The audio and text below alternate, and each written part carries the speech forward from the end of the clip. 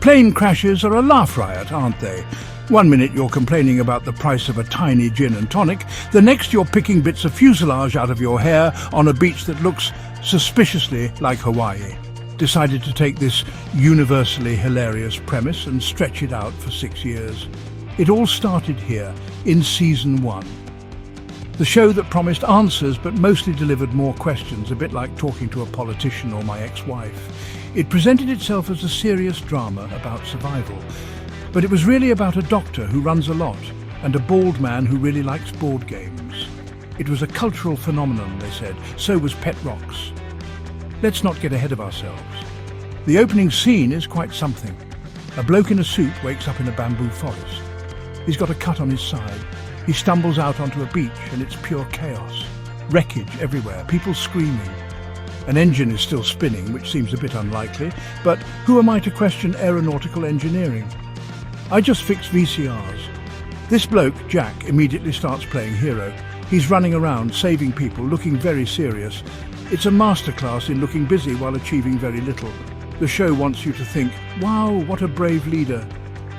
I was thinking, he's going to need a new suit. The sheer scale of it is impressive, I'll give them that. It's a very expensive-looking disaster, which is the best kind. You've got your standard cast of survivors. It's like a focus group from hell. There's the handsome doctor, the mysterious bad girl, the fat lottery winner, the Iraqi torturer, and a bloke who was in a wheelchair but now he can walk. It's a miracle. Or maybe the airline just lost his wheelchair in the crash. That's probably more likely. They all stumble around the beach, looking confused and sweaty. For the first few days, their main survival strategy seems to be staring out at the ocean and occasionally shouting at each other.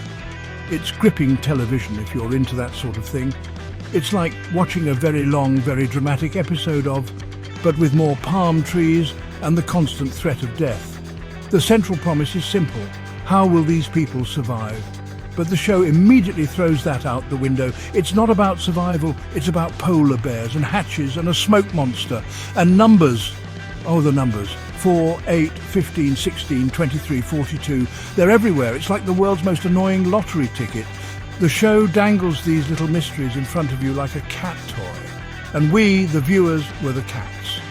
Batting at the string, purring with anticipation, completely unaware that the person holding the string has no idea what they're doing. It's a con, but a very well-produced one. It's the kind of con you almost respect. Almost. J.J. Abrams loves his mystery boxes. He loves them more than lens flare, which is saying something. A mystery box is a storytelling device where you hint at something amazing inside a box, but you never actually show what's in it. Or if you do, it's a massive letdown. Season 1 is the ultimate mystery box. The entire island is a box. And inside that box are smaller boxes, like a Russian doll of disappointment. The biggest, rustiest box of them all is the hatch. They find a metal hatch in the middle of the jungle. What's in the hatch? Nobody knows. But they spend half the season trying to open it. It's very exciting. The hatch represents everything wrong with the show. It's a substitute for actual plot. Instead of developing characters or telling a coherent story, they just point at the hatch and go, ooh, spooky, isn't it? The characters become obsessed with it. John Locke, the bald bloke who can suddenly walk, thinks the hatch is his destiny. He stares at it with a weird, cult-like intensity. He delivers long, boring speeches about faith and purpose, all directed at a slab of metal in the ground. It's like watching a tramp argue with a postbox. You feel a bit sorry for him, but you also want him to just get on with it. Open the damn thing or go find some coconuts. The mystery box approach is lazy. It's a promise of a story, not the story itself. The writers are basically saying, we haven't figured this out yet, but trust us, it's going to be brilliant. And we did. We trusted them. We were fools. The hatch could have had anything inside it. A secret government lab. A portal to another dimension. A lifetime supply of pizza rolls. The point is, the of what's inside is more interesting than whatever they could possibly come up with. It's a narrative pyramid scheme. And we were all at the bottom, buying into the dream. The tension of them trying to blow it open with dynamite from an old shipwreck is palpable, I suppose. It's a good cliffhanger, but it's built on nothing. And it wasn't just the hatch. There was the French woman's transmission. repeating on a loop for 16 years. There was the polar bear. Why is there a polar bear on a tropical island? The show's answer is basically a shrug. It's a mystery. Don't you love mysteries? No, I don't.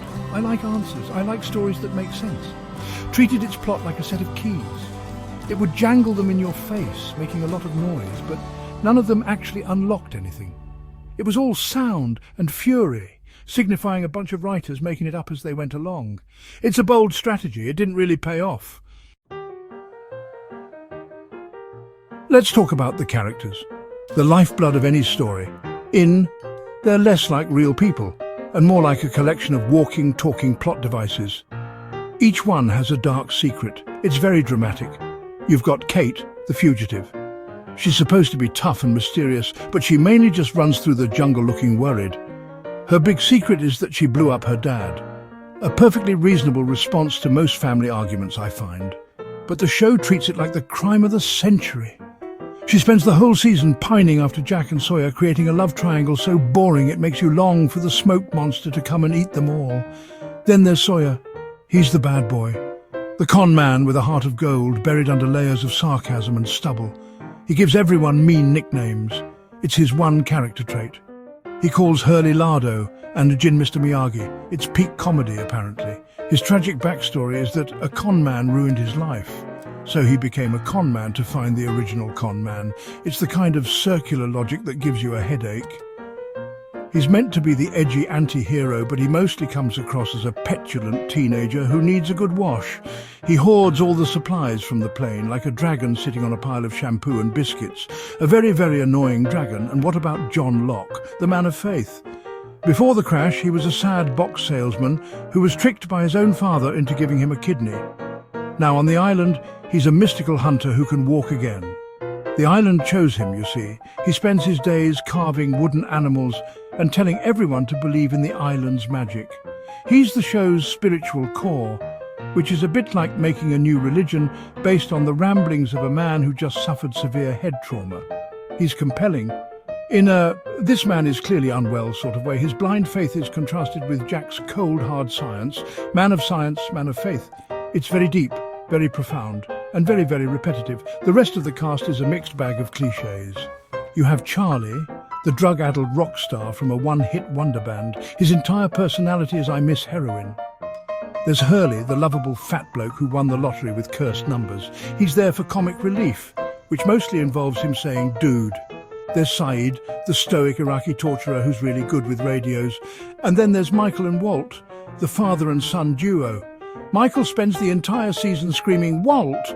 or "Where's my son?" It's his only line.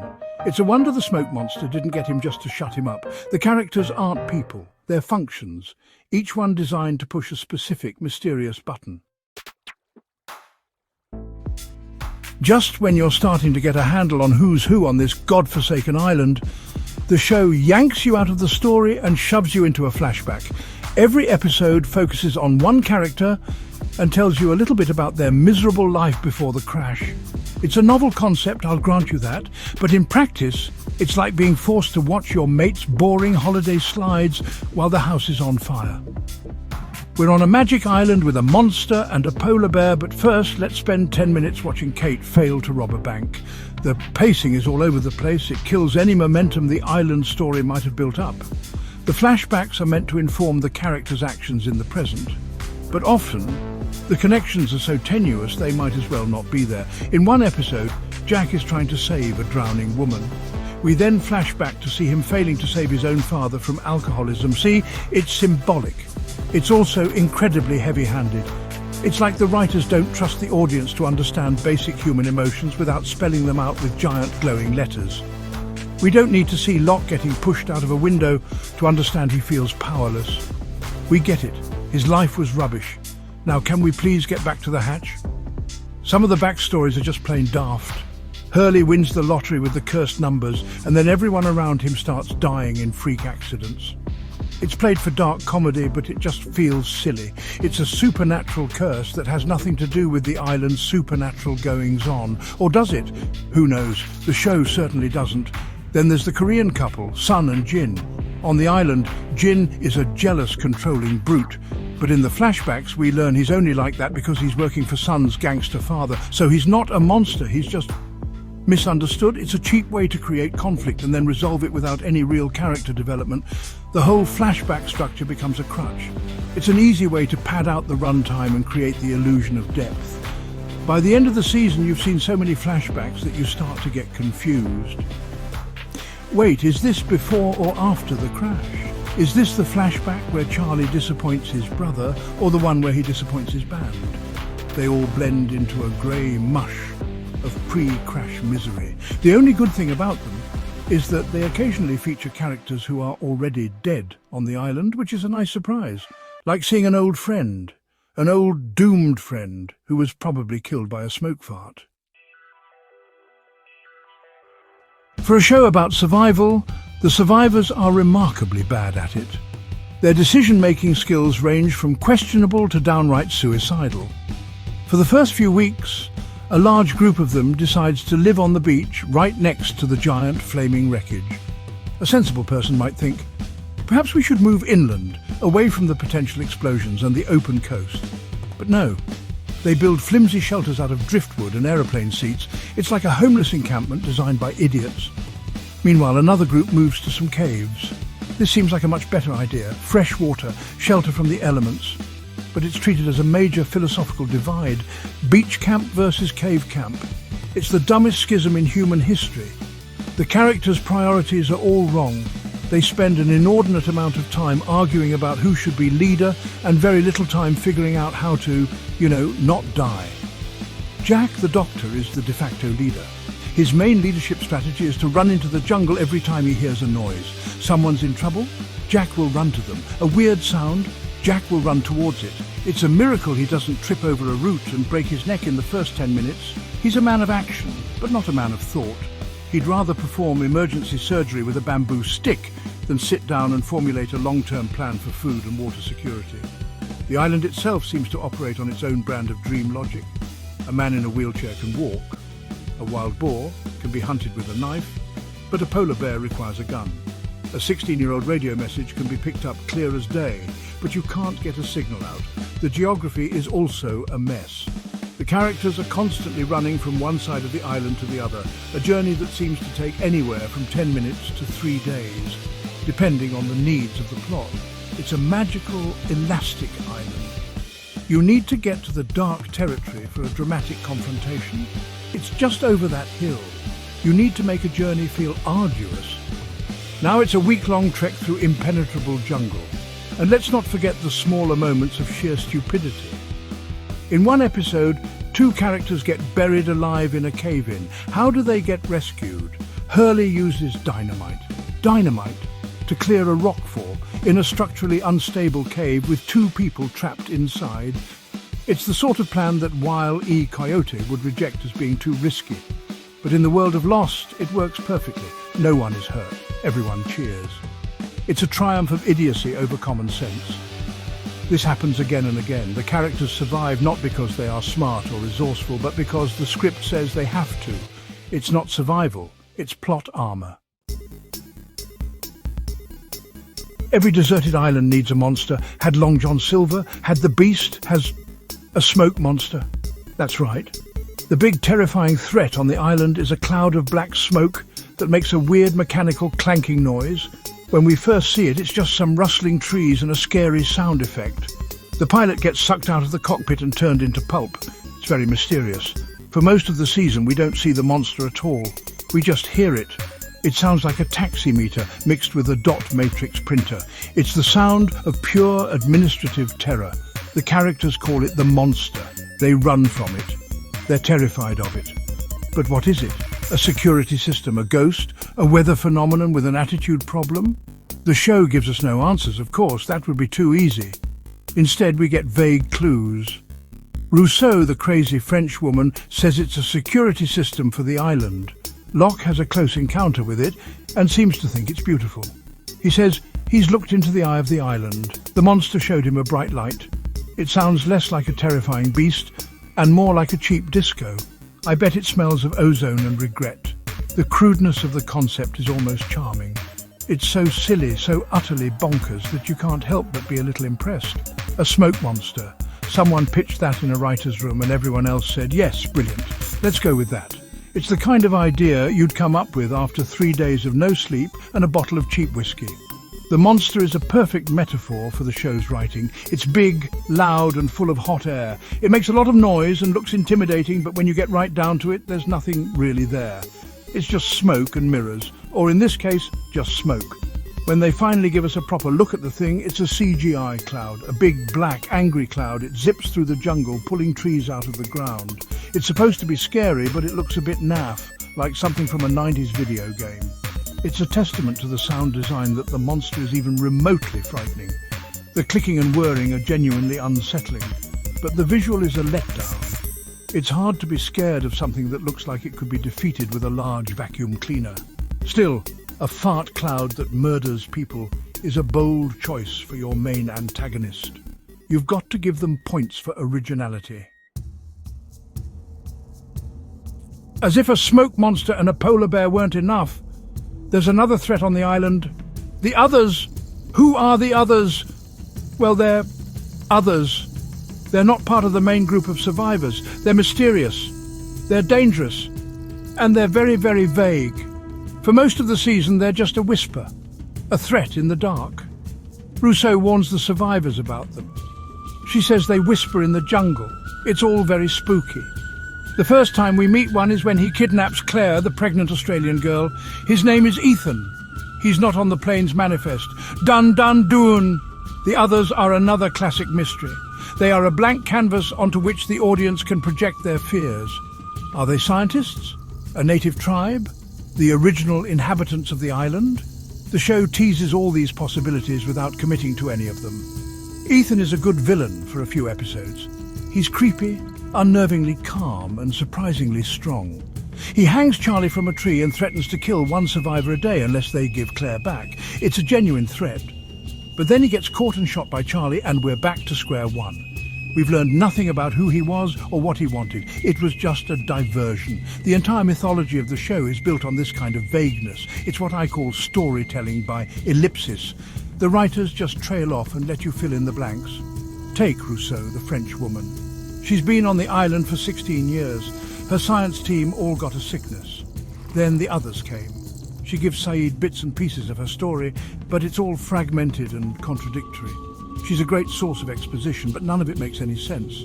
She's a walking plot device, a convenient way to introduce new mysteries whenever the old ones start to get a bit stale.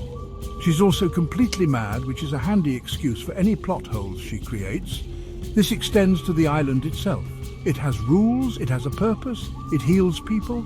Locke can walk, Rose's cancer is gone, the island is magic, but the magic has no consistent logic. It's just a convenient excuse for whatever weird thing the writers want to do next.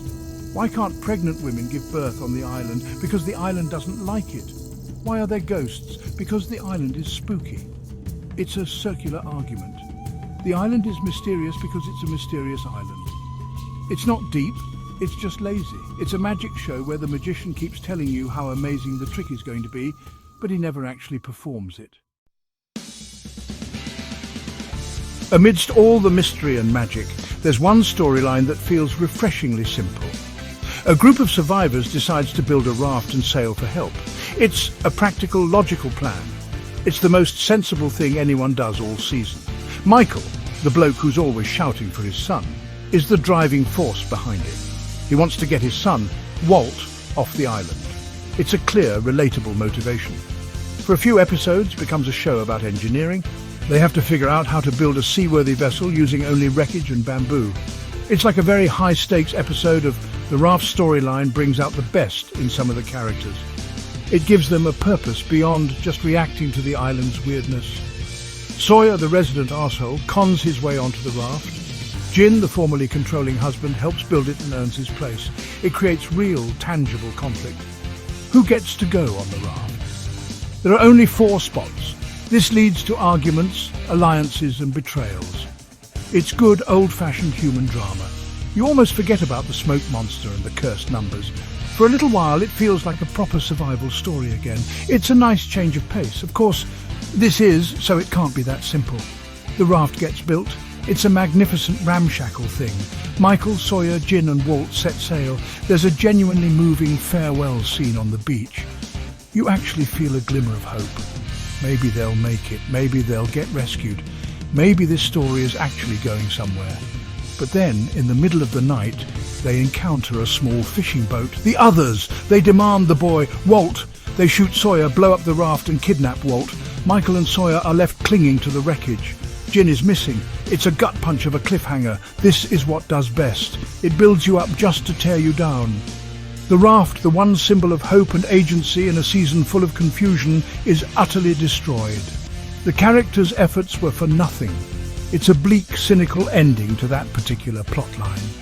And it's brilliant, it's frustrating, enraging and completely compelling. It's the show telling you thought you could escape the mystery, you thought this was a show about building a boat. Think again, it yanks you right back into the central plot. Whether you like it or not, the raft was a red herring. The real story is on the island. Damn them.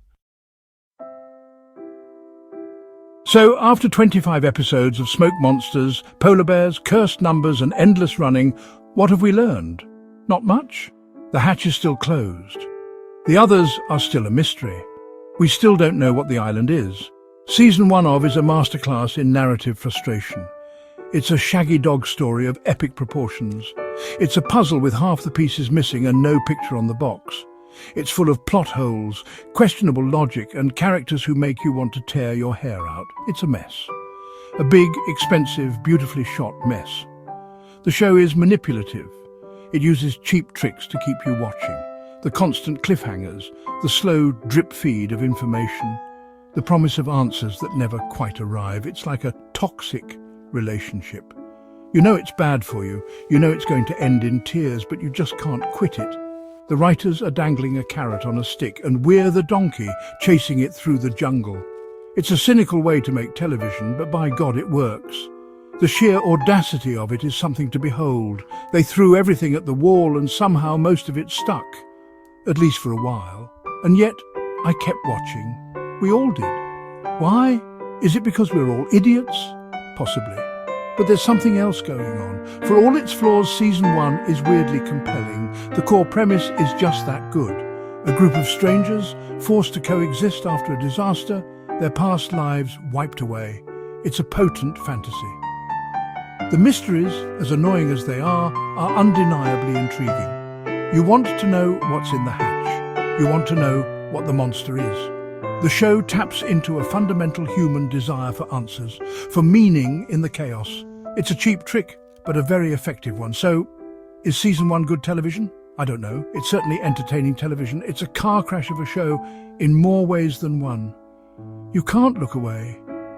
It's a glorious, ambitious failure that succeeds in spite of itself. It's a puzzle you know you'll never solve, but you enjoy trying to fit the pieces together anyway. It's a testament to the power of a good mystery, even a completely nonsensical one. It's rubbish, but it's my kind of rubbish. Now, if you'll excuse me, I need to go and watch Season 2. I need to find out what happens to Walt and what's in that bloody hatch. Oh my God. Strap in, everyone, because Lost Season 2 is back, and it's wilder than a polar bear on roller skates. Remember that hatch? Turns out it's not a portal to answers, but to even more questions, confusion, and button pushing.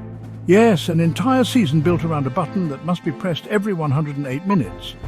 Riveting stuff, if you're into existential dread and workplace monotony. But wait, there's more explosions, dramatic slow-motion running, and a Scottish bloke who looks like he's been locked in a cupboard with nothing but regret and pizza rolls. The fan theories? Utterly bonkers. Smoke monsters, hidden numbers, secret societies, and don't forget the pizza rolls paradox. No, seriously, pizza rolls. Is any of this going to make sense? Probably not. Will you be entertained? Absolutely. This is the season where logic takes a holiday and chaos books a round-trip ticket. So, if you're ready for more twists, turns and unanswered questions than your last group chat, stick around, you won't believe where this goes. Right, so Season 1 of Lost ended. They blew open a hatch. What was inside? An answer, a conclusion. Don't be daft, of course not. This is Lost, the television equivalent of a politician's promise. What we got was a ladder going down into a dark hole, a metaphor, I suppose, for the show's narrative direction. It just kept digging itself deeper, hoping to find something interesting, but mostly just finding more dirt. I remember sitting there back in the day thinking, brilliant, a whole new season of people staring at things and asking questions. It's like they hired a focus group composed entirely of toddlers who just learned the word why. And the writers, bless their little cotton socks, just kept giving them more reasons to ask it. The first season had a certain charm, didn't it? Plain, crash, spooky island polar bear. Simple. You could get your head around it. But Season 2 is where the showrunners, Damon Lindelof and Carlton Cuse, clearly decided that coherence was for losers. They threw everything at the wall. A new group of survivors, a magic button, a Scottish bloke in a bunker who looks like he's been living on a diet of regret and stale biscuits. It was a bold strategy, I'll give them that. The mystery box approach, they called it. I call it making it up as you go along. It's not a mystery box if there's nothing inside, is it? It's just an empty box. And I've got plenty of those in my attic, thanks. Let's be honest, the entire premise of the second season felt like a dare. I dare you to make an entire season about pushing a button every 108 minutes. And they did it. They actually did it. The sheer audacity is almost commendable. We spent hours watching our beloved characters, who had survived a flaming plane wreck and a smoke monster, argue about whose turn it was to do data entry. It was less of a gripping survival drama and more of a tedious workplace sitcom set in a tropical hellscape, the Office Island edition. At least David Brent was funny on purpose. This was just sad. You could feel the actors' wills to live draining away with every pointless button press. The opening scene with Desmond was a proper head-scratcher. It was slick, it was cool, it had Make Your Own Kind of Music by Mama Cass. It was also a massive bait and switch. It promised answers, a glimpse behind the curtain. Instead, it just pulled back the curtain to reveal another, slightly more confusing curtain. The show became a Russian doll of mysteries, each one less satisfying than the last. You open one up and all you get is a smaller, identical mystery. By the end of Season 2, I wasn't excited for Season 3, I was just tired. So very, very tired. And my finger was starting to hurt from phantom button-pushing syndrome. It's a real thing. Look it up or don't. It's probably another mystery. At long last, they get into the hatch. The great mysterious hatch. The thing we've all been waiting for, teased for an entire season like the world's most elaborate practical joke. And what do we find inside? Not answers. Not salvation. No, we find a Scottish man with wild eyes, a computer that looks like it was built by a bored Soviet engineer, and a decor that screams midlife crisis bunker. Meet Desmond. The poor soul condemned to spend his days typing numbers into a terminal like Sisyphus with a keyboard. His only companions, canned food, cryptic instructions, and the crushing weight of existential dread. The job? Type in a string of numbers, 4, 8, 15, 16, 23, 42, every 108 minutes, or so we're told the world ends. No pressure. This, apparently, is the central conflict of the season, not escaping the island, not fighting monsters. No, it's about making sure someone is always on shift to perform the most mind-numbing task imaginable. The button becomes a character in its own right. A big, stupid, beeping button that controls the lives of everyone on that sodding island. The tension is palpable, the absurdity even more so. Enter the Dharma Initiative, a shadowy organization with a logo that looks like it was designed by a committee of over-caffeinated graphic designers. Their orientation films are masterpieces of corporate doublespeak, promising enlightenment and delivering only confusion. We're told by a pseudo-scientist with a haircut that defies explanation about a massive electromagnetic anomaly that must be discharged. Why? Don't ask. How does a computer from the Stone Age control it? Shut up. The numbers, those cursed numbers, are everywhere. On the computer, on the hatch, in Hurley's lottery ticket. They're the thread that ties the absurdity together, a cosmic joke at the audience's expense. The survivors, naturally, begin to unravel. Arguments break out over whose turn it is to push the button. Some believe it's all a psychological experiment. Others are convinced the fate of the world hangs in the balance. The debates are endless, the tension mounting, the boredom excruciating. Locke, the man of faith, starts to doubt. He decides it's all a ruse, a grand experiment in obedience. For a moment you almost believe the show's about to make a clever point about human nature, but no. The show can't commit to anything that clever. The button, it turns out, is real. The threat is real. The stupidity also real. The psychological toll is immense. Sleep deprivation, paranoia, existential dread. The survivors become prisoners of routine, trapped by the tyranny of the countdown clock. It's the television equivalent of being put on hold, with only a series of cryptic beeps for company. Relationships fray, friendships dissolve. The button becomes a wedge driving the group apart. Some see it as a sacred duty, others a pointless chore. Everyone eventually starts to lose the plot. The writers, meanwhile, have backed themselves into a corner. The only way out? Escalate the absurdity, enter dynamite, a special key, and a Scottish man willing to risk it all for a shot at freedom. The climax. Mr. Echo blows up the computer room, Desmond turns the key, the station implodes, and the sky turns purple. What does it all mean? What did it accomplish? Absolutely nothing as far as I can tell. The sky goes back to blue, the button is gone, the island remains, and everyone is still stuck. It's a fireworks display of pointlessness, a grand, explosive gesture that signifies nothing. The show pats itself on the back for resolving a plotline it never should have started. Bravo! Now where's the remote? I think Coronation Street is on. But let's not be entirely churlish. For all its existential button-pushing and questionable new arrivals, Lost Season 2 genuinely had moments that soared. In the midst of all the confusion, the show managed to deliver episodes that reminded us why we tuned in every week, clutching our theories and snacks like lifelines. First, let's talk about Michael Emerson as Ben Linus. Yes, he arrives disguised as Henry Gale from Minnesota, but let's be honest. He's the best thing to happen to the show since The Smoke Monster. Emerson's performance is a masterclass in ambiguity. One moment vulnerable captive, the next Machiavellian puppet master. His scenes are electric, dripping with tension and the kind of menace that makes you want to watch from behind a cushion. The writers seemed to know they'd struck gold, giving him some of the best dialogue and most memorable mind games on television. Honestly, give the man a BAFTA, or at the very least, a decent meal. Then there's the hatch itself. For all my earlier griping, the reveal of what's inside is one of the most iconic moments in TV history. The descent into the unknown, the flickering lights, the swelling music. Suddenly, we're not just on a mysterious island. We're in a Cold War fever dream with a Scottish bloke who's been living off tinned pineapple and regret. Desmond's story, his heartbreak, his isolation, his desperate hope, adds a layer of genuine emotion to the proceedings.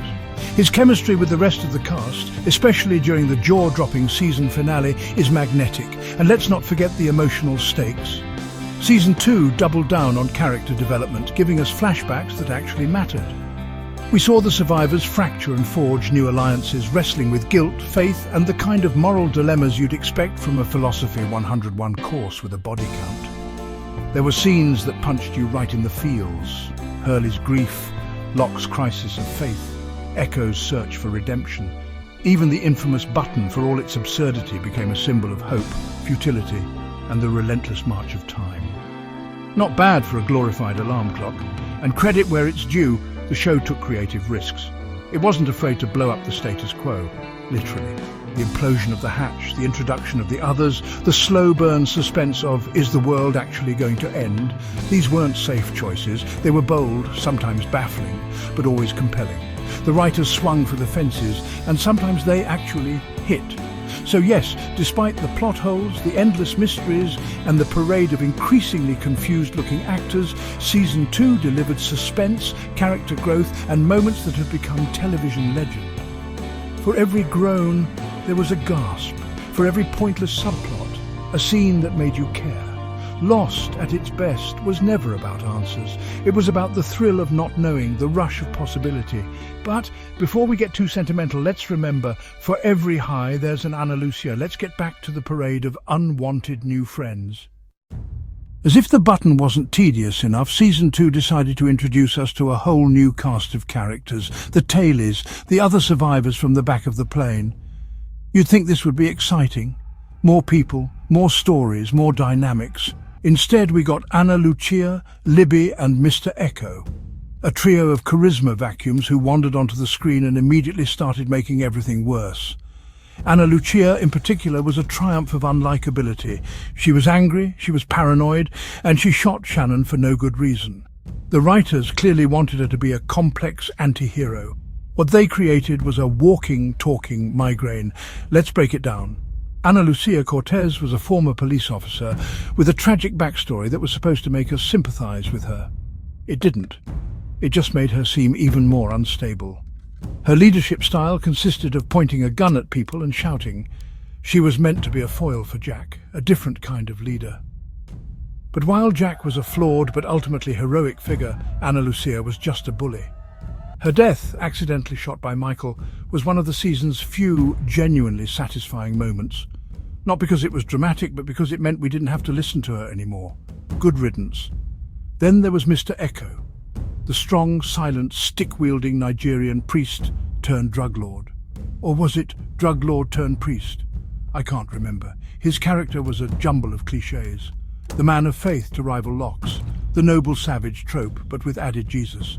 He spent most of his time carving scripture into his big stick and looking solemn. He was supposed to be profound, but he just came across as boring. His entire arc was about atonement and faith, which is all well and good, but it felt completely disconnected from everything else that was happening.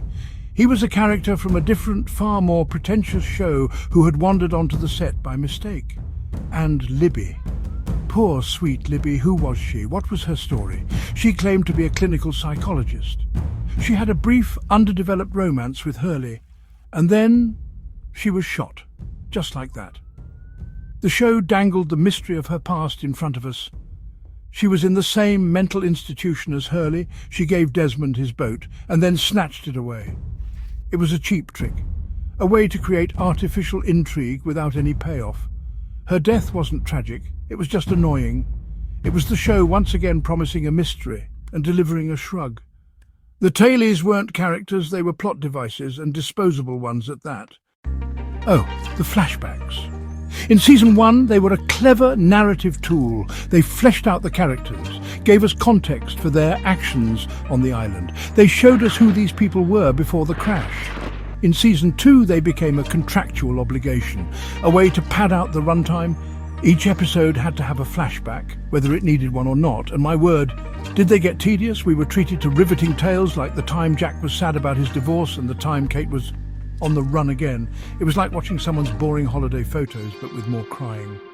The quality control on these flashbacks was, honestly, non-existent. We had to sit through Charlie's endless, repetitive struggles with drug addiction and his one-hit wonder band, Drive Shaft. How many times can we watch a man fail to stay sober? After a while, you stop rooting for him and start wondering why he doesn't just get it over with. Then there was Sawyer's tragic con-man origin story, which was interesting the first time, but less so on the second and third retellings. The flashbacks stopped revealing character and started repeating it. We get it. He's a scoundrel with a hidden heart of gold. Can we move on now, please? Some flashbacks were just baffling. Remember that one about Jin and Sun? The one where we learned that Sun had an affair. It was dramatic, sure. But did it add anything to their island story? Not really. They had already reconciled and were one of the few stable couples. The flashback just added unnecessary melodrama. It felt like the writers were running out of ideas, so they just started inventing new, increasingly tenuous backstories to fill the time. What if, one of them probably said in the writer's room, we revealed that Hurley's winning lottery numbers were the cursed numbers from the hatch? Genius. Pure, unadulterated, lazy genius. The worst offender, though, had to be Michael's flashback. The one where we learn he had to fight for custody of Walt. It was meant to justify his later actions, his betrayal of his friends to get his son back from the others. But it didn't. It just made him seem a bit pathetic. And it led to the single most annoying plot point in the history of television. Michael wandering through the jungle shouting, "World!" over and over again. It became a meme for a reason. It was emblematic of the flashbacks themselves, loud, repetitive, and ultimately going absolutely nowhere. They were a narrative cul-de-sac in a show that was already lost.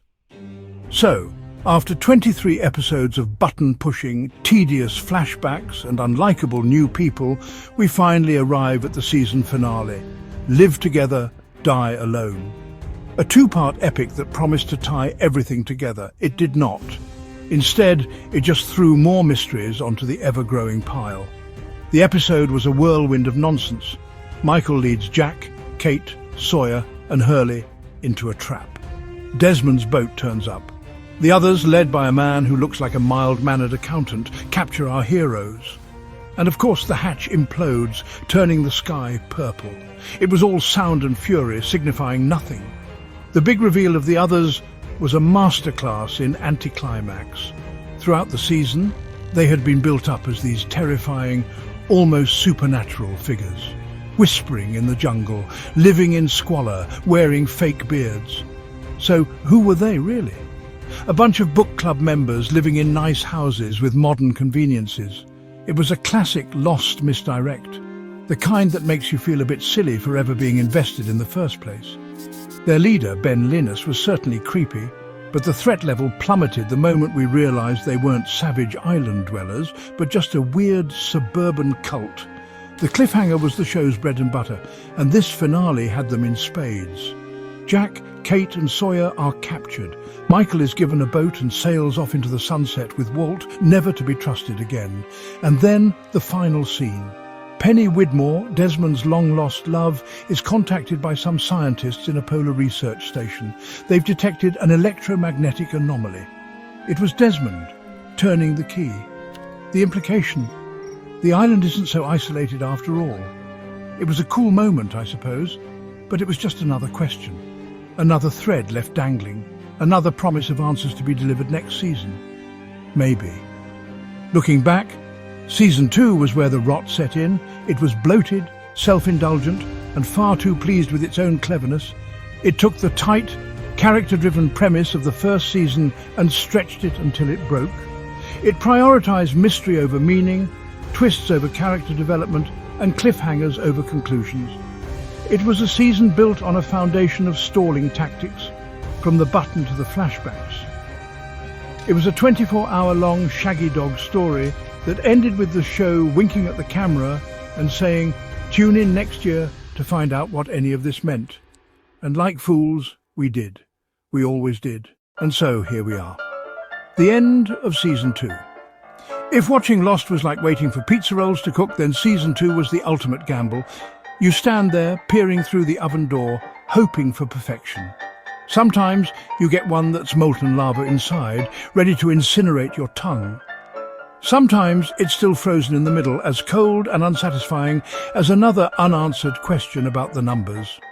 We had it all. A polar bear that appeared just long enough to be forgotten, numbers so cursed they became a meme, and a soundtrack that made pushing a button feel like a life-or-death disco. The fan theories? Oh, the wild, glorious nonsense. Purgatory, government experiments, time travel. By mid-season, the only thing more elaborate than the mysteries was the collective madness of the fandom. In the end, Season 2 was a tray of pizza rolls left in the oven just a bit too long. Some bits were scalding, some were icy, and none of it was quite what you ordered. But like the hungry fool you are, you always go back for another bite. Hope springs eternal, or perhaps it's just sodium-induced delirium. And if you thought this season was wild, just wait. Season 3 is queuing up in the shadows, promising more mysteries, more chaos, and inevitably more pizza rolls. Will we finally get answers, or just more creative ways to burn our metaphorical tongues? Only one way to find out. Roll on Season 3. Lost Season 3. The season where logic takes a vacation and you're trapped in a fever dream with a polar bear cage, a spinal surgeon, and a Stephen King paperback. Forget your expectations. This is where the show ditches the map and hands you a compass that only points to what the hell. Let's get right to it. The infamous polar bear cage. This isn't your mum's book club, unless your mum's idea of fun is sipping warm Chardonnay while contemplating the void and being held hostage by people who look like they just got kicked out of a PTA bake sale. Welcome to 50 Shades of Stockholm Syndrome. This book club is in a literal cage on a tropical island, and the only member is Jack Shepherd, who'd rather perform spinal surgery on himself with a rusty spoon. Imagine Survivor meets Saw, but with more sand and even less dignity. His captor, Juliet, is there to force him into a Stephen King book report because psychological torture now comes with homework. Next up, waterboarding with a copy of Carrie. The blood is corn syrup, and the trauma is gluten-free. Why? That's the million-dollar question. The answer? Probably the writers lost a bet with a raccoon. Or maybe the raccoon is the showrunner. Suddenly, everything makes sense. Season 3 of Lost didn't start. It tripped, face-planted into a pile of surreal nonsense, and then asked if anyone had seen its dignity. The polar bear's using it as a chew toy. No explosions, no epic speeches, just forced literary analysis and a whole lot of what the actual hell am I watching? It's like your English teacher hijacked HBO for a day and forgot the syllabus. The showrunners basically screamed, "Abandon all hope, ye who binge here." The rules are made up, the points don't matter, and the polar bear is in a union. Drew Carey, eat your heart out. The first 6 episodes, a masterclass in trolling your audience so hard they start questioning their own existence. Existential Dread, now streaming in HD, sponsored by Zoloft and Regret. They aired as a block, a sampler platter of confusion. Then the show vanished for months, leaving viewers to marinate in regret and half-eaten Doritos. The real mystery, where did my self-respect go? Our heroes? Split up and tormented in what looks like a summer camp, run by philosophy majors who failed out of college and now major in gaslighting. Welcome to Camp Existential Crisis. Kate and Sawyer? Breaking rocks in the sun like they wandered into a Great Depression cosplay nobody asked for. Next up, the Dust Bowl TikTok Challenge. Less high-concept mystery, more Survivor Stockholm Syndrome edition. Next week, who can ugly cry the longest in a cage? Spoiler, it's the audience. The big question isn't how do we escape, it's will Sawyer ever get a fish biscuit? Spoiler, he does, and it's as satisfying as a wet sock. Gordon Ramsay would call the health inspector, this slow, trollish pacing. It's a gamble so wild even Vegas wouldn't take the odds. The house always wins, but here the house is a sentient island with abandonment issues. After 2 seasons of running from monsters and opening hatches, the audience is told to sit down, shut up, and enjoy the existential crisis. Please clap, or blink twice if you need help. We're supposed to ponder the meaning of life, the universe, and why this book club exists. There is no answer, only more questions. It's like a philosophy class taught by a magic 8-ball with commitment issues. It's like if your favourite band followed up a rock anthem with a 10-minute lute solo about tax law, then set the lute on fire for the insurance money. Now that's what I call Volume 3, IRS Edition.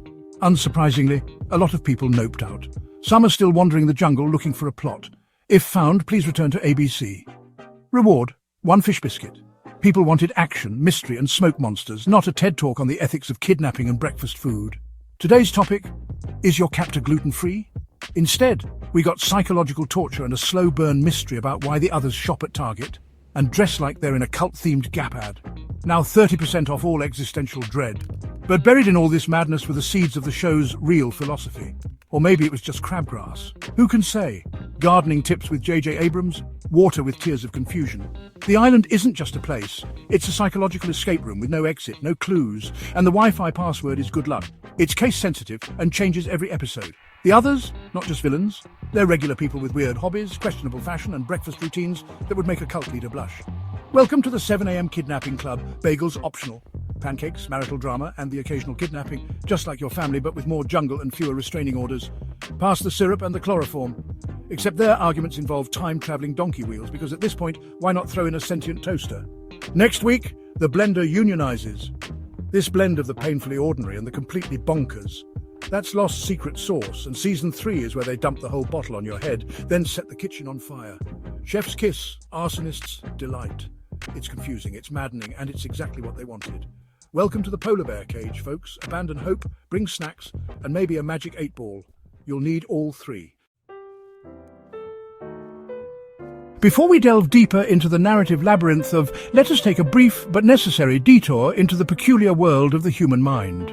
Consider, if you will, the humble pigeon. In the 1940s, the behavioural psychologist B.F. Skinner conducted a rather famous experiment. He placed hungry pigeons in a box and arranged for food to be dispensed at random intervals, completely unrelated to the pigeons' actions. The birds, however, being pattern-seeking creatures, began to associate the arrival of food with whatever they happened to be doing at the time. One would turn anti-clockwise, another would thrust its head into a corner. They developed elaborate personal rituals, convinced that their specific dance was causing the food to appear. They had become superstitious. This phenomenon, known as operant conditioning, is not limited to our feathered friends. Humans are masters of finding patterns where none exist. We see faces in clouds, hear messages in records played backwards, and most pertinently, we construct elaborate theories to explain the inexplicable. When presented with a series of random or chaotic events, our brains instinctively strive to connect the dots, to forge a narrative that makes sense of the noise. We are, at our core, storytellers. We cannot help but impose order on chaos, even when the chaos is entirely the point. This is the very engine that powered the early internet forums dedicated to dissecting every frame of. The writers of understood this fundamental human trait better than anyone. They weren't just telling a story. They were conducting a grand televised Skinner box experiment on a global scale. They would drop in seemingly random elements, a polar bear, a set of numbers, a four-toed statue, and then sit back and watch us, the pigeons, perform our intellectual dances. We would spin theories, connect disparate clues, and build vast, intricate castles of logic upon the flimsiest of foundations. Was the island purgatory? Was it an alien experiment? Was it all a dream in the mind of a golden retriever? No theory was too outlandish, no connection too tenuous, and the showrunners, those mischievous psychologists, actively encouraged it. They would drop tantalizing hints in interviews, create cryptic websites, and embed clues in the most obscure corners of the screen. They were feeding our addiction, rewarding our ritualistic behavior with just enough narrative pellets to keep us pecking at the screen. They knew that the mystery itself was more compelling than any possible solution. The joy for many was not in finding the answer, but in the collaborative, creative, and often completely bonkers process of the search. The show was a mirror, reflecting our own desperate need for meaning in a world that often provides none. This brings us neatly to a rather wonderful psychological quirk known as the Dunning-Kruger effect.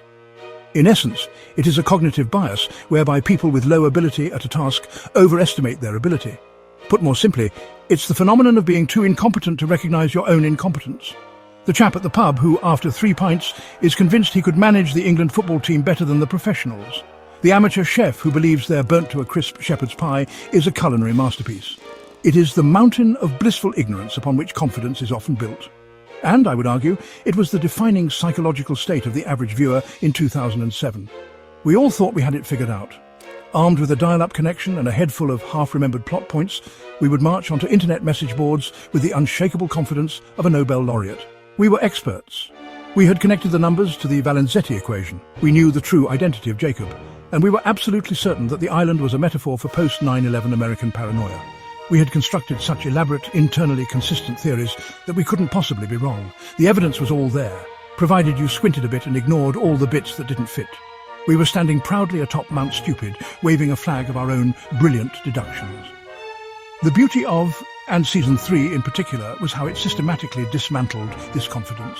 Just when you thought you had a handle on the others, the show would introduce Ben Linus, a man whose motivations were as clear as mud, or reveal that their entire community was a facade. Just when you had a working theory about the island's properties, it would throw in a time-travelling consciousness, or a man who couldn't die. With each new revelation, the showrunners gave our carefully constructed theories a little shove, sending them tumbling down into the valley of despair depicted on the Dunning-Kruger chart. We were forced to confront the sheer scale of our own ignorance. This process was, for many, deeply uncomfortable. It's one thing to be wrong, it's another to have your perceived expertise so thoroughly and publicly debunked week after week. This, I suspect, is where the backlash against the show began to fester. It wasn't just that the story was confusing, it was that the story was making us stupid. And nobody likes to feel stupid. The show was no longer a puzzle to be solved, but a lesson in intellectual humility. It was a weekly reminder that no matter how clever we thought we were, the people in the writer's room were always one step ahead, gleefully pulling the rug out from under our feet. No discussion of the bewildering journey that was Season 3 would be complete without mentioning the cautionary tale of Nicky and Paolo. Oh, Nicky and Paolo. For those fortunate enough to have wiped them from their memory, allow me to re-traumatize you. Midway through the season, the show suddenly introduced 2 new castaways who, we were assured, had been there all along. They were a glamorous, bickering couple, a sort of low-rent Elizabeth Taylor and Richard Burton, who had somehow remained completely off-screen for 2.5 seasons. Their sudden appearance was met with a collective resounding hoo from the global audience. The writer's intention, one assumes, was to expand the world of the show, to remind us that there were other survivors with their own stories. The execution, however, was a spectacular misfire. Nicky and Paolo were grating, their storyline involving stolen diamonds was tedious, and their presence felt utterly shoehorned into the established dynamics of the group. They were the televisual equivalent of a new step-parent trying too hard to be your friend. The audience rejected them with a ferocity usually reserved for political scandals or changes to the recipe of a beloved chocolate bar. The backlash was immediate, vocal, and almost universal. And so, in a move of breathtaking meta-commentary, the writers did something extraordinary. They listened. The episode Exposé was crafted as a direct response to the fan hatred. It was an entire hour dedicated to filling in Nicky and Paolo's backstory, culminating in one of the most darkly hilarious and horrifying deaths in television history. Paralyzed by the venom of a Medusa spider, a creature whose existence is just another of the island's many absurdities, the couple are mistaken for dead by their fellow survivors and unceremoniously buried alive. The final shot is of grains of sand falling on Nikki's wide-open, paralyzed eye. It was brutal, it was funny, and it was a direct message to the audience. You wanted them gone? Here you go. Happy now? This episode stands as a unique monument in television history. It's a moment where the creators broke the fourth wall, not with a wink, but with a shovel. They acknowledged their misstep and corrected it in the most savage way imaginable, turning a creative failure into a piece of pitch-black art. It was a warning to the fans about the dangers of getting what you wish for, and perhaps a warning to themselves about the perils of straying too far from what made the show work. Nikki and Paolo may have been terrible characters, but their demise was a sublime piece of television. A grim, self-aware joke that perfectly encapsulated the show's strange, often adversarial relationship with its own audience. At the heart of the Others community, and indeed at the heart of Season 3's mystery, was the enigmatic figure of Benjamin Linus. When we first met him, he was posing as Henry Gale, a hapless balloonist who had crashed on the island. He was meek, pathetic, and utterly convincing. The slow reveal of his true identity as the leader of the Others was one of the show's most masterful strokes. Played with mesmerizing, bug-eyed intensity by Michael Emerson, Ben was unlike any television villain we had seen before. He wasn't a cackling megalomaniac or a muscle-bound thug. He was a quiet, manipulative bureaucrat of chaos. Ben's power lay not in physical strength, but in his profound understanding of human psychology. He was a master of emotional leverage. He knew exactly which buttons to press, which insecurities to exploit, which loyalties to twist. He could turn a person's love for their child, their guilt over a past mistake, or their simple desire for answers into a weapon against them. His conversations with Locke, in particular, were a symphony of psychological manipulation, a chess match where Ben always seemed to be playing a different, more complex game. He claimed to speak for a higher power, an omniscient figure named Jacob, but we were never quite sure if Jacob was real or just another tool in Ben's arsenal of control. This ambiguity was the source of his terror and his fascination. Was Ben a true believer or a consummate con artist? Did he genuinely have a connection to the island's mystical properties, or was he just the ultimate Wizard of Oz, a small man pulling levers behind a curtain of mystique and fear? The show dangled both possibilities in front of us, refusing to commit. Kind of like how we dangle the subscribe button in front of you, refusing to commit to a high sub count. But hey, no pressure. One moment he would perform a seemingly impossible feat, summoning the smoke monster or predicting the future. The next, he would be exposed as a liar, his grand plans crumbling into pathetic failure. He was simultaneously all-powerful and utterly powerless. This duality made him the perfect antagonist for a show that was, at its core, about faith versus reason. Ben was the embodiment of that conflict. He demanded faith from his followers and from our heroes, while simultaneously using cold, hard reason and psychological trickery to achieve his ends.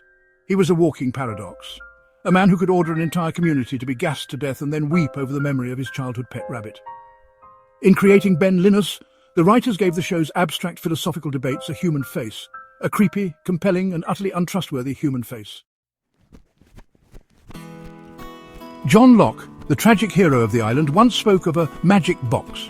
He described a scenario where you put a question into a box and whatever you needed appears. The island, he believed, was this magic box. It had given him the use of his legs, a sense of purpose, a destiny. This concept of the magic box is a wonderful metaphor for the show's own narrative strategy. For a long time, Lost operated as a magic box for its writers. Whenever they needed a new mystery, a convenient plot device, or a shocking twist, the island would provide. Need to stop a character from leaving? The island develops mysterious magnetic properties. Need a new antagonist? The island summons a French science team from 16 years in the past. This magic box approach is exhilarating, but it comes with a significant risk. In the world of storytelling, this is what one might call writing narrative checks. A writer can introduce any number of mysteries and promise that they will all be paid off later. The polar bear? There's a reason. The numbers, they mean something. The whispers in the jungle, all will be explained. For a time, the audience is happy to extend this line of credit. We trust that the checks will eventually be cashed, that the promises will be kept. The thrill of the mystery is enough to sustain us. Season 3 was the point at which the bills started to come due. The number of outstanding narrative checks was becoming alarmingly high. We had accrued mysteries involving the Dharma Initiative, the Others, the Hostiles, the Sickness, the Statue, Jacob, and the fundamental properties of the island itself. The magic box was overflowing with IOUs.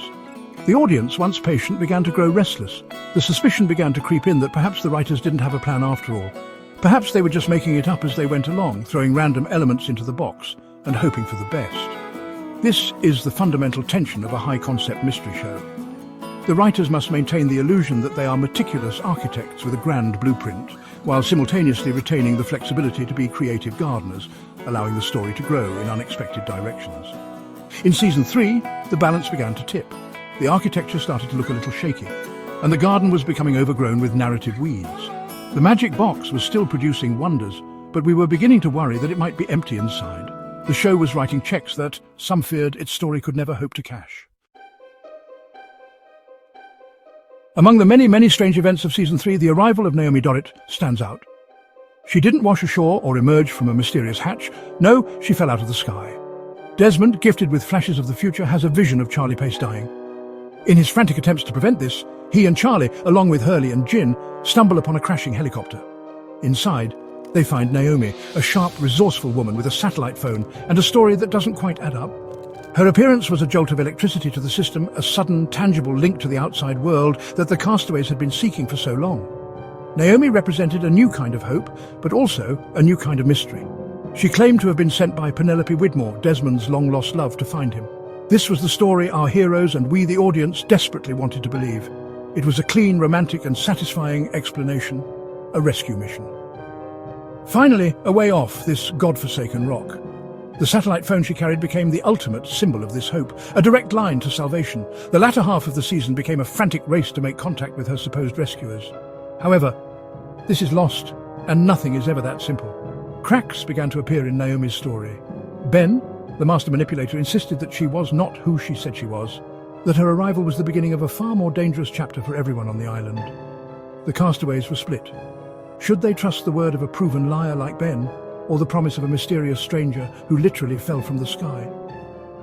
It was a classic lost dilemma, forcing the characters to choose between a comforting lie and a terrifying truth. A choice made all the more difficult because they couldn't be sure which was which. The conflict over Naomi and her satellite phone ultimately led to the season's tragic climax. In order to disable a jamming device that was blocking the phone's signal, Charlie Pace had to make the ultimate sacrifice. He drowned in the Looking Glass underwater station, but not before scrawling a final desperate warning on his hand, "Not Penny's boat." In that one heartbreaking moment, the hope that Naomi represented was shattered. The rescuers were not rescuers. The way off the island was not a path to safety, but a doorway to an even greater danger. The magic box had opened and a Trojan horse had emerged. And then came the twist. For 3 seasons, Lost had relied on a signature narrative device, the flashback. Each episode would interweave the present-day island drama with scenes from a character's past, slowly revealing who they were before the crash.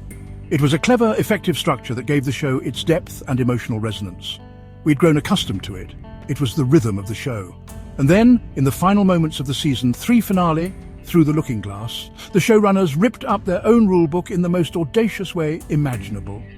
Throughout the episode, we had been following what we assumed were flashbacks of Jack. We saw him at his lowest point, bearded, addicted to painkillers, and profoundly miserable. He seemed to be on the verge of suicide, standing on a bridge, ready to jump. It was a grim but familiar look into the tortured past of Dr. Shepard. We watched these scenes, sympathizing with his pre-island despair, assuming this was the man who would eventually find redemption and purpose after the crash. We were so confident in the established pattern, so locked into the show's formula, that we never questioned it. The final scene takes place at an airfield. Jack has arranged to meet someone. A car pulls up and out steps Kate. The conversation is strained, awkward. They talk about how they haven't seen each other in some time. And then Jack delivers the line that changed everything. He talks about his father. He talks about flying. And then he looks at her with a desperate, broken plea. "We have to go back," he cries. And in that instant, the entire episode, the entire season, the entire series reconfigured itself in our minds. These weren't flashbacks, they were flash-forwards. They had made it off the island, and it was a catastrophe. This was more than just a clever gimmick. It was a seismic shift in the very DNA of the show. For 3 years, the central goal had been simple: get off the island. Rescue was the holy grail. But with 5 simple words, the show posed a terrifying new question. What if rescue isn't the happy ending? What if the island, for all its horrors and mysteries, was actually better than the world they left behind? It was a stunning, game-changing moment that re-energized the series and silenced the critics who claimed the writers were just making it up. This was a move of supreme confidence, a narrative check that was cashed in the most spectacular fashion, promising a future for the show that was suddenly more mysterious and compelling than its past. So, what are we to make of Lost's third season? It was, by any measure, a bewildering, frustrating and often brilliant piece of television. It was the season that tested the patience of its audience to breaking point, that gave us the abomination of Nikki and Paolo, and that forced us to sit through 6 episodes of people breaking rocks. It was the season where the Dunning-Kruger effect ran rampant through the fan community, as we all climbed our little mountains of stupid, convinced we had the answers, only to be sent tumbling down by the next inexplicable plot twist. It was, in many ways, a glorious mess. Yet it was also the season where the show found its philosophical heart. It gave us the magnificent, manipulative Benjamin Linus, a villain for the ages. It explored the complex psychology of faith, control, and the human need for meaning with a depth rarely seen on network television. It dared to be slow, to be confusing, to be actively antagonistic towards its audience's desire for easy answers. It took the established formula of the flashback and in its final moments turned it completely on its head, breathing new life into the entire enterprise and setting the stage for the even more bizarre narrative acrobatics to come. Season 3 was the show's difficult adolescent phase. It was awkward, it was moody, it was prone to baffling decisions, but it was also where it truly began to figure out what it wanted to be. It shed the skin of a simple survival story and revealed itself as something far stranger and more ambitious. A sprawling, multi-layered epic about science, faith, destiny, and the messy, contradictory nature of the human heart. It was a grand Skinner-box experiment that held a mirror up to our own cognitive biases, our own desire to find patterns in the chaos. It made us all into superstitious pigeons, pecking away at our keyboards in search of a narrative pellet. In the end, Lost Season 3 was not the beginning of the end, as many frustrated viewers claimed at the time. It was the end of the beginning. It closed the chapter on the simple question of how will they get off the island, and opened a new, far more profound book, one whose central question became, why do they have to go back? It was a season that confused, infuriated, and ultimately rewarded those who stuck with it. It proved that sometimes the most compelling stories aren't the ones that give us all the answers, but the ones that leave us with better, more interesting questions. And a healthy dose of spider-induced paralysis, of course. Right, Lost, Season bloody 4. You'd think after 3 seasons of polar bears, magic hatches, and a smoke monster that sounded like a London taxi rank, we'd have all collectively agreed to find a new hobby, something less mentally taxing, like staring at a wall or trying to teach a cat quantum physics. But no, here we were again, glued to our screens, ready to be lied to by a pair of showrunners who clearly got their story ideas from a fever dream after a dodgy kebab. Why did we do it? It's a question that philosophers will ponder for centuries, assuming they're not too busy trying to figure out what the numbers meant. We were addicts, weren't we? Hooked on the promise of answers that were never coming, chasing a narrative dragon that was always just one more frustratingly ambiguous scene away. The previous season had ended with Jack screaming that they had to go back. A perfectly rational response, of course, to escaping a mysterious island full of homicidal others, inexplicable scientific anomalies, and your own rapidly deteriorating sanity. Most people would book a one-way ticket to somewhere very, very far away and spend the rest of their days in therapy, twitching every time they heard a strange noise. But not our Jack. Oh no.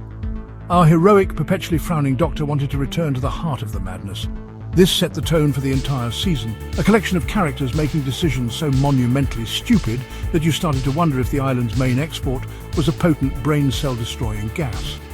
It was less a television show and more a psychological endurance test. And yet we watched. We tuned in every week, our faces pressed against the glass like Dickensian orphans, begging for just one more crumb of exposition. Please, sirs, can we have some more plot, we'd cry, only to be handed another mystery box filled with nothing but more questions and a vague sense of existential dread. The writers' strike shortened this season, which some might see as a mercy. Fewer episodes meant fewer opportunities for them to introduce another dozen plot threads that would be abandoned by the finale. But it also condensed the madness, creating a potent, high-octane shot of pure, uncut narrative chaos that went straight to the brainstem.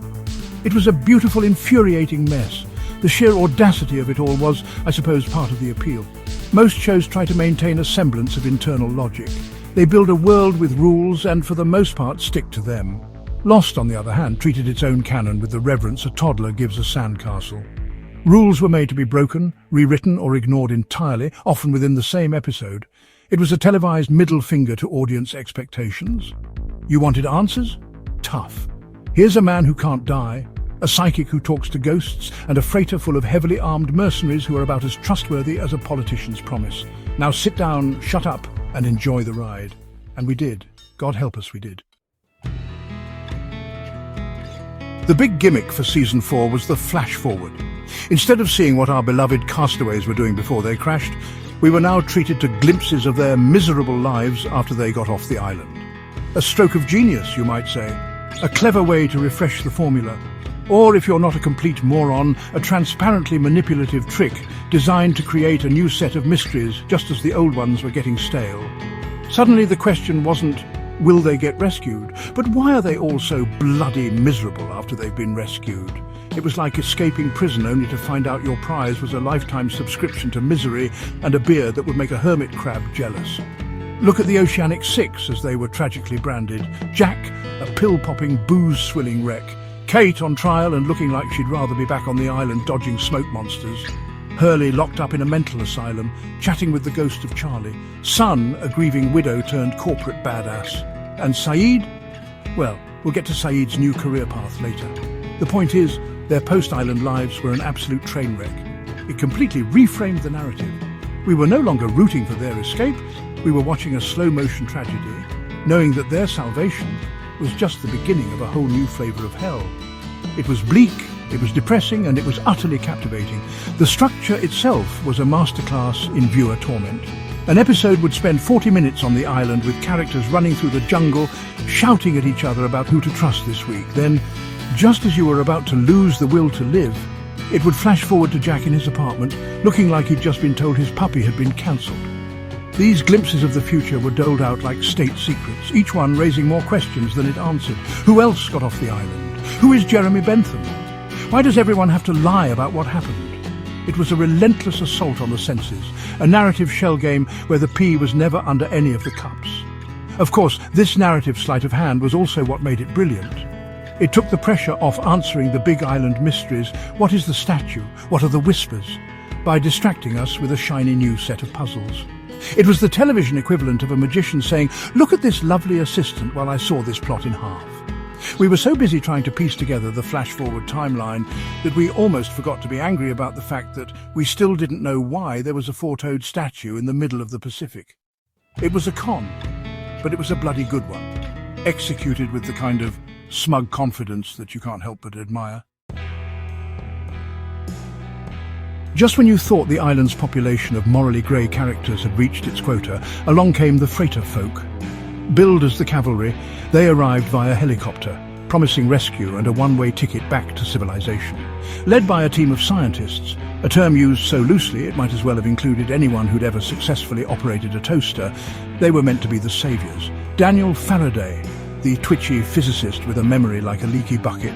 Charlotte Lewis, the feisty anthropologist who seemed to know a bit too much, and Miles Strowan, a cynical psychic who could talk to the dead for cash. A perfectly normal rescue team then. Their arrival immediately split our survivors into two camps, because nothing on Lost could ever be simple. You had the Jack camp, who believed these newcomers were the answer to their prayers, and the Lock camp, who believed they were about as trustworthy as a fart in a lift. This, of course, led to endless scenes of people marching through the jungle to different locations, arguing about who was right. It was like watching a particularly tedious school camping trip, only with more guns and a higher chance of being murdered by a shadowy cabal led by a man named Charles Widmore. The freighter was his, you see, and he wasn't exactly known for his philanthropic endeavours. The freighter itself, the Kahana, was less a vessel of hope and more a floating lunatic asylum.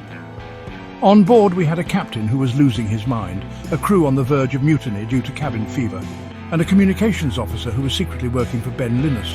And then there was Martin Keamy, the leader of the mercenaries, a man so cartoonishly evil he probably kicked puppies for a hobby.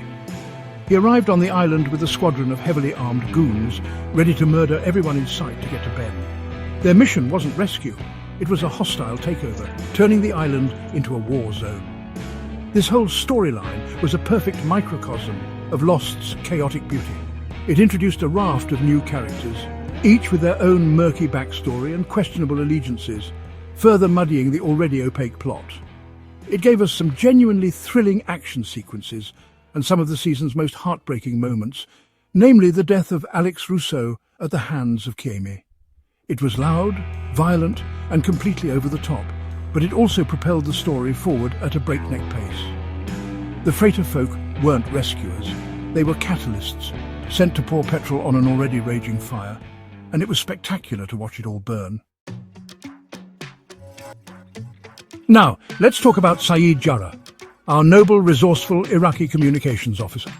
A man of principle, haunted by his past as a torturer for the Republican Guard. A man who, for 3 seasons, served as the group's moral compass, albeit a slightly bent and blood-stained one. So, when we finally get to see his life after the island in the flash-forwards, what's he doing? Has he found peace? Is he working for Amnesty International, using his skills for good? Don't be daft, he's working as a globe-trotting assassin for Ben Linus, of course he is. Because in the world of Lost, that's just a perfectly logical career progression. The sheer absurdity of this cannot be overstated. Ben, the man who had tortured and manipulated Saeed and his friends for years, was now his boss. He'd hand Saeed a list of names, and off Saeed would trot to assassinate them, no questions asked. The show tried to justify this by saying it was to protect the friends he'd left behind, but it was a paper-thin excuse. It was a character assassination, both literally and figuratively. They took one of the show's most complex and beloved characters and turned him into a brooding, monosyllabic hitman, a Poundland Jason Bourne with a better backstory. It was baffling, it was ridiculous, and it was a sign that the writers were just throwing things at the wall to see what stuck. The Hitman montage was something to behold. There was Saeed in Berlin seducing a woman named Elsa, only to shoot her when he discovered she was also on his trail. It was meant to be slick and Bond-like, but it just felt wrong. This wasn't the Saeed we knew. The Saeed we knew would have tried to reason with her, to understand her motives before resorting to violence. This new edgy Saeed just pulled the trigger and moved on to the next target on Ben's kill list. It was a disservice to the character, sacrificing years of development for the sake of a cool-looking but ultimately hollow plot twist. And yet there was a strange, dark humour to it all. The image of Benjamin Linus, the smarmy, manipulative little weasel, acting as a sort of evil Charlie from Charlie's Angels, sending his own personal angel of death out into the world, was perversely entertaining. It was stupid, yes, it made no sense, absolutely. But it was also peak Lost.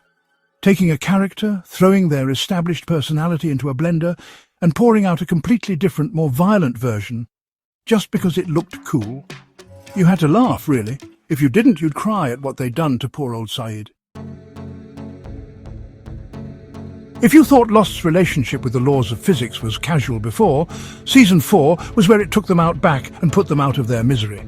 Case in point, Desmond Hume and his little trip through time. After being exposed to a boatload of electromagnetism, yes, that's a scientific term, I assure you, Desmond's consciousness starts unstoppably hopping between 1996 and 2004. It's like a really aggressive form of jet lag, only instead of just feeling a bit tired and grumpy, your entire existence is threatening to unravel. The episode The Constant is widely regarded as one of the best in the entire series, and for once, the fans aren't entirely wrong. The central premise is ludicrous, obviously. His mind is unstuck in time, and if he can't find a constant, something or someone, that exists in both time periods to anchor his consciousness, his brain will melt and he'll die of an aneurysm. This is explained by Daniel Faraday, the island's resident expert in things that make no scientific sense. He scribbles equations on a blackboard and babbles about relativity, but it's all just technobabble dressing for a deeply sentimental core. The whole episode is a race against time, with Desmond's past self in the Royal Scots Regiment trying to make contact with his future love, Penny Widmore. What makes it work, against all odds, is the emotional payload. The final phone call between Desmond and Penny on Christmas Eve is a masterclass in tear-jerking television. After years of build-up, of missed connections and tragic separations, they finally connect across time and space. "I love you, Penny," he says, his voice cracking. "I've always loved you." It's a moment so powerful and so genuinely heartfelt that it makes you forget you're watching a show about a magic island, a smoke monster, and a man whose brain is short-circuiting. For 5 minutes, Lost stopped being a convoluted puzzle box and became a simple, beautiful love story. But let's not get carried away. While The Constant was a triumph, it was also a narrative get-out-of-jail-free card. Time travel, once introduced, becomes a tool the writers can use to solve any problem. Got a plot hole? Time travel. Need to explain a coincidence? Time travel. It opened a Pandora's box of paradoxes and narrative conveniences that the show would gleefully exploit in later seasons. It was brilliant, yes, but it was also the moment the show officially untethered itself from reality and floated off into the stratosphere of its own bonkers mythology. It was the best of times. It was the blurst of times. Every now and then, Lost would get a bit too big for its boots. It wasn't content with just being a pulpy adventure show. It had to be something. It had to have themes, symbolism, and a sense of philosophical weight. This is where the show would start quoting philosophers and dropping in literary references with all the subtlety of a brick through a window. It was like watching a teenager who's just discovered Nietzsche and feels the need to tell everyone about it at a party. The show became a breeding ground for armchair psychoanalysts, all desperate to find meaning in the endless, confusing mess. They'd have you believe it was all a grand metaphor, you see. A complex exploration of the human condition, faith versus science, destiny versus free will. And to be fair, those themes were floating around in the background, but trying to pin them down was like trying to nail jelly to a wall. The symbolism was so muddled and contradictory that you could make it mean anything you wanted. Was the island purgatory, an alien experiment, a metaphor for the collective unconscious? The show would wink and nod at all these theories without ever committing to any of them, leaving the audience to do all the heavy lifting. This is where you could, if you were feeling particularly charitable or had just smoked something potent, bring in someone like Carl Jung. You could babble on about archetypes and the shadow self. You could claim that the smoke monster was a physical manifestation of the survivor's repressed guilt, their shadow, and that Ben Linus represented the trickster archetype. The island itself, with its mysterious healing properties and its dark, hidden secrets, could be seen as a symbol of the unconscious mind, a place where the characters had to confront their inner demons to achieve individuation. See? It sounds clever, doesn't it? It sounds like there's a plan. But it's all nonsense, isn't it? It's just post-hoc justification for a story that was being made up as it went along. The writers weren't sitting in a room with a copy of, carefully crafting a Jungian allegory. They were sitting in a room thinking, what's the most ridiculous thing we can do next? A man who doesn't age? A frozen donkey wheel that moves the island? Perfect. The philosophical and psychological depth that people read into the show was largely a projection, a desperate attempt to impose order onto chaos. The show wasn't deep. It was just a very, very deep hole of unanswered questions. Now, stick with me on this because this is where it gets really interesting. For years, the hardcore fans, the ones who spent their weekends freeze-framing episodes and translating hieroglyphics, completely missed the most obvious clue of all.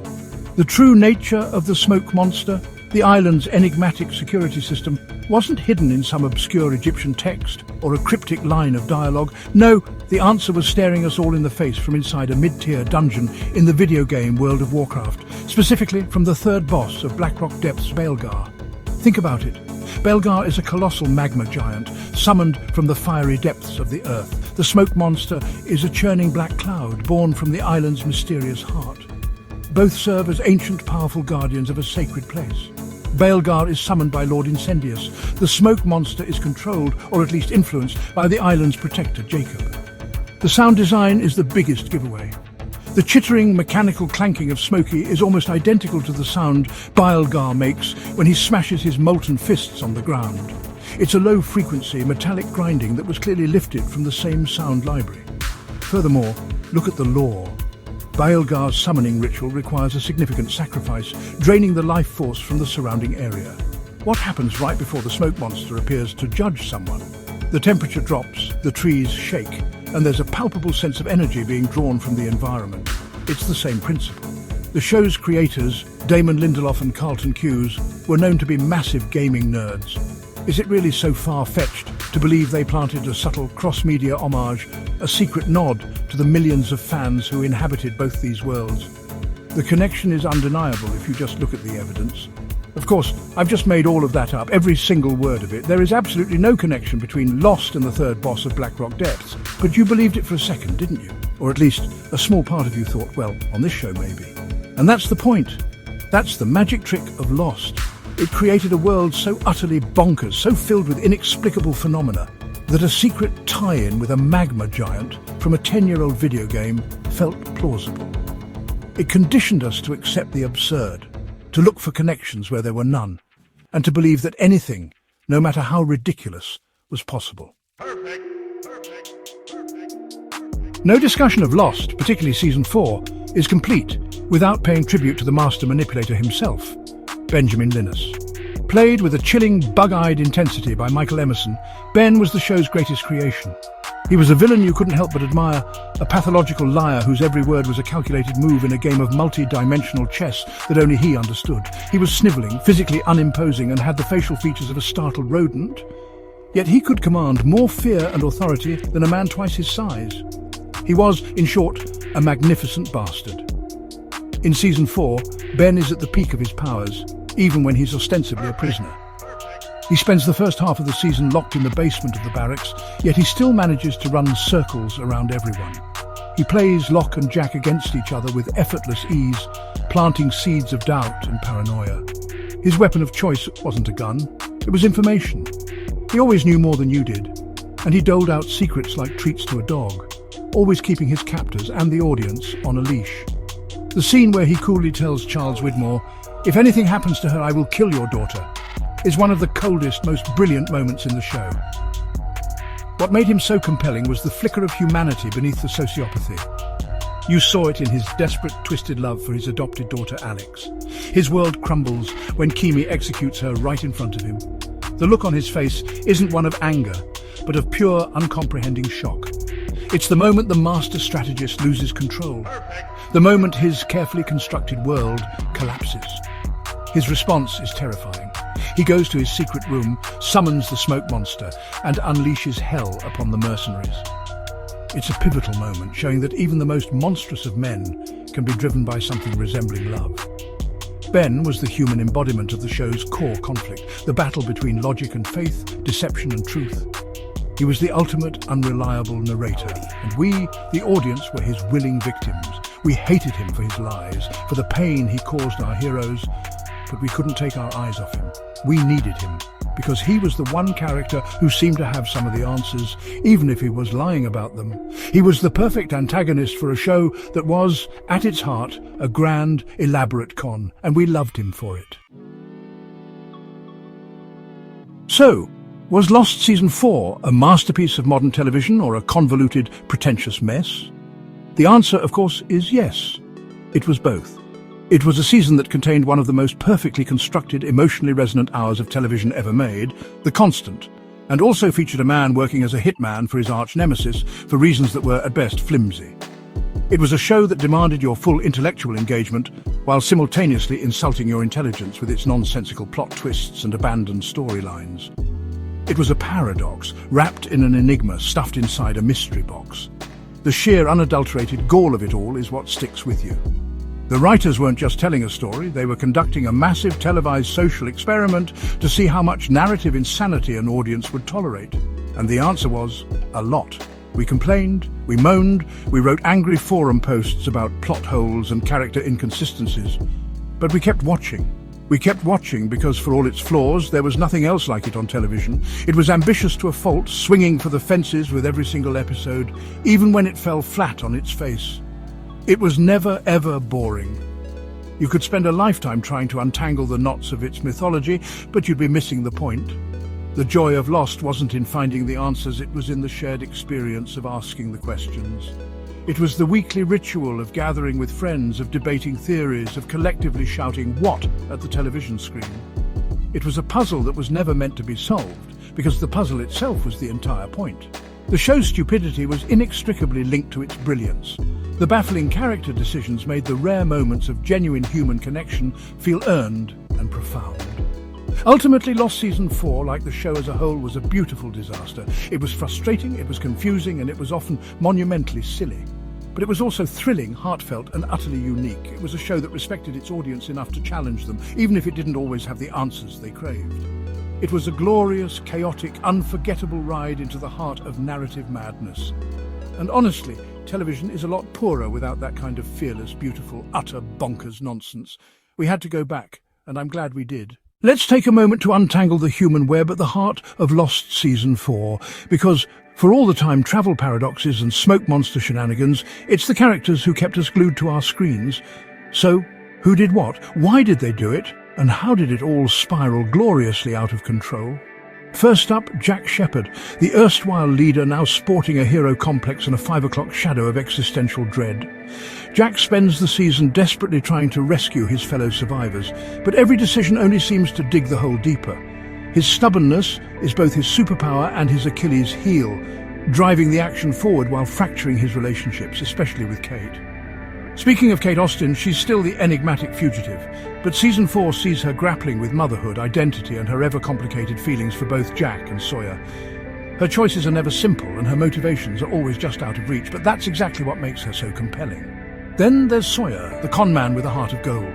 He's forced to step up as a leader in Jack's absence, forging an unlikely friendship with Hurley and making the ultimate sacrifice to save his friends. His journey from selfish loner to selfless protector is one of the season's most satisfying arcs.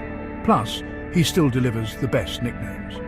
Saeed Jara, the resident torturer turned assassin, spends much of the season wrestling with his own moral code. His alliance with Ben sets him on a dark path, blurring the lines between justice and vengeance. He's a tragic figure, haunted by his past and manipulated by forces he can barely comprehend. Hurley Reyes, the show's emotional core, finds himself burdened by guilt and haunted by visions. His struggle to distinguish reality from delusion mirrors the audience's own confusion, yet he remains the heart of the group, offering hope and humanity in a world gone mad. Sun and Jin Kwan are caught between love and survival. Sun's determination to escape the island at any cost leads to heartbreaking choices, while Jin's loyalty and sacrifice underscore the season's most tragic turning point. Their relationship is a testament to the power and the pain of hope. Locke, now fully embracing his role as the island's prophet, leads a splinter group of survivors on a quest for meaning. His faith is unwavering, but it's also his undoing, as he becomes increasingly entangled in Ben's manipulations and the island's mysteries. Ben Linus, the master manipulator, spends the season playing three-dimensional chess, while everyone else is stuck on noughts and crosses. His actions are always 10 steps ahead, but his motivations, love, fear, survival, are all too human. His uneasy alliance with the survivors is as fragile as it is fascinating. Desmond Hume, the time-tossed Scotsman, delivers the season's emotional high point in The Constant. His love for Penny transcends space and time, offering a rare moment of pure, unfiltered hope in a show built on uncertainty. And then there's the supporting cast. Juliet, torn between loyalty and love. Miles, the snarky ghost whisperer with a grudge. Charlotte, the archaeologist searching for answers. Frank Lapidus, the helicopter pilot with a conscience. Michael, seeking redemption at any cost. And Daniel Faraday, the twitchy physicist whose scientific curiosity is both a blessing and a curse. Every character's choices, however misguided or noble, ripple across the season, shaping the narrative in unexpected ways. Alliances form and fracture, secrets are revealed, and destinies collide, all against the backdrop of an island that seems to have a will of its own. In the end, Lost Season 4 isn't just a story about time travel, smoke monsters, or mysterious freighters. It's about people. Flawed, desperate, extraordinary people trying to find meaning in the chaos. Their arcs, for better or worse, are the beating heart of the madness, and that's what made the journey unforgettable. But as the dust settles on Season 4, the stage is set for even greater mysteries. The Oceanic Six have escaped, but at a terrible cost. The island has vanished, literally disappeared before our eyes. Friendships are shattered, loyalties are tested, and the survivors are scattered across time and space.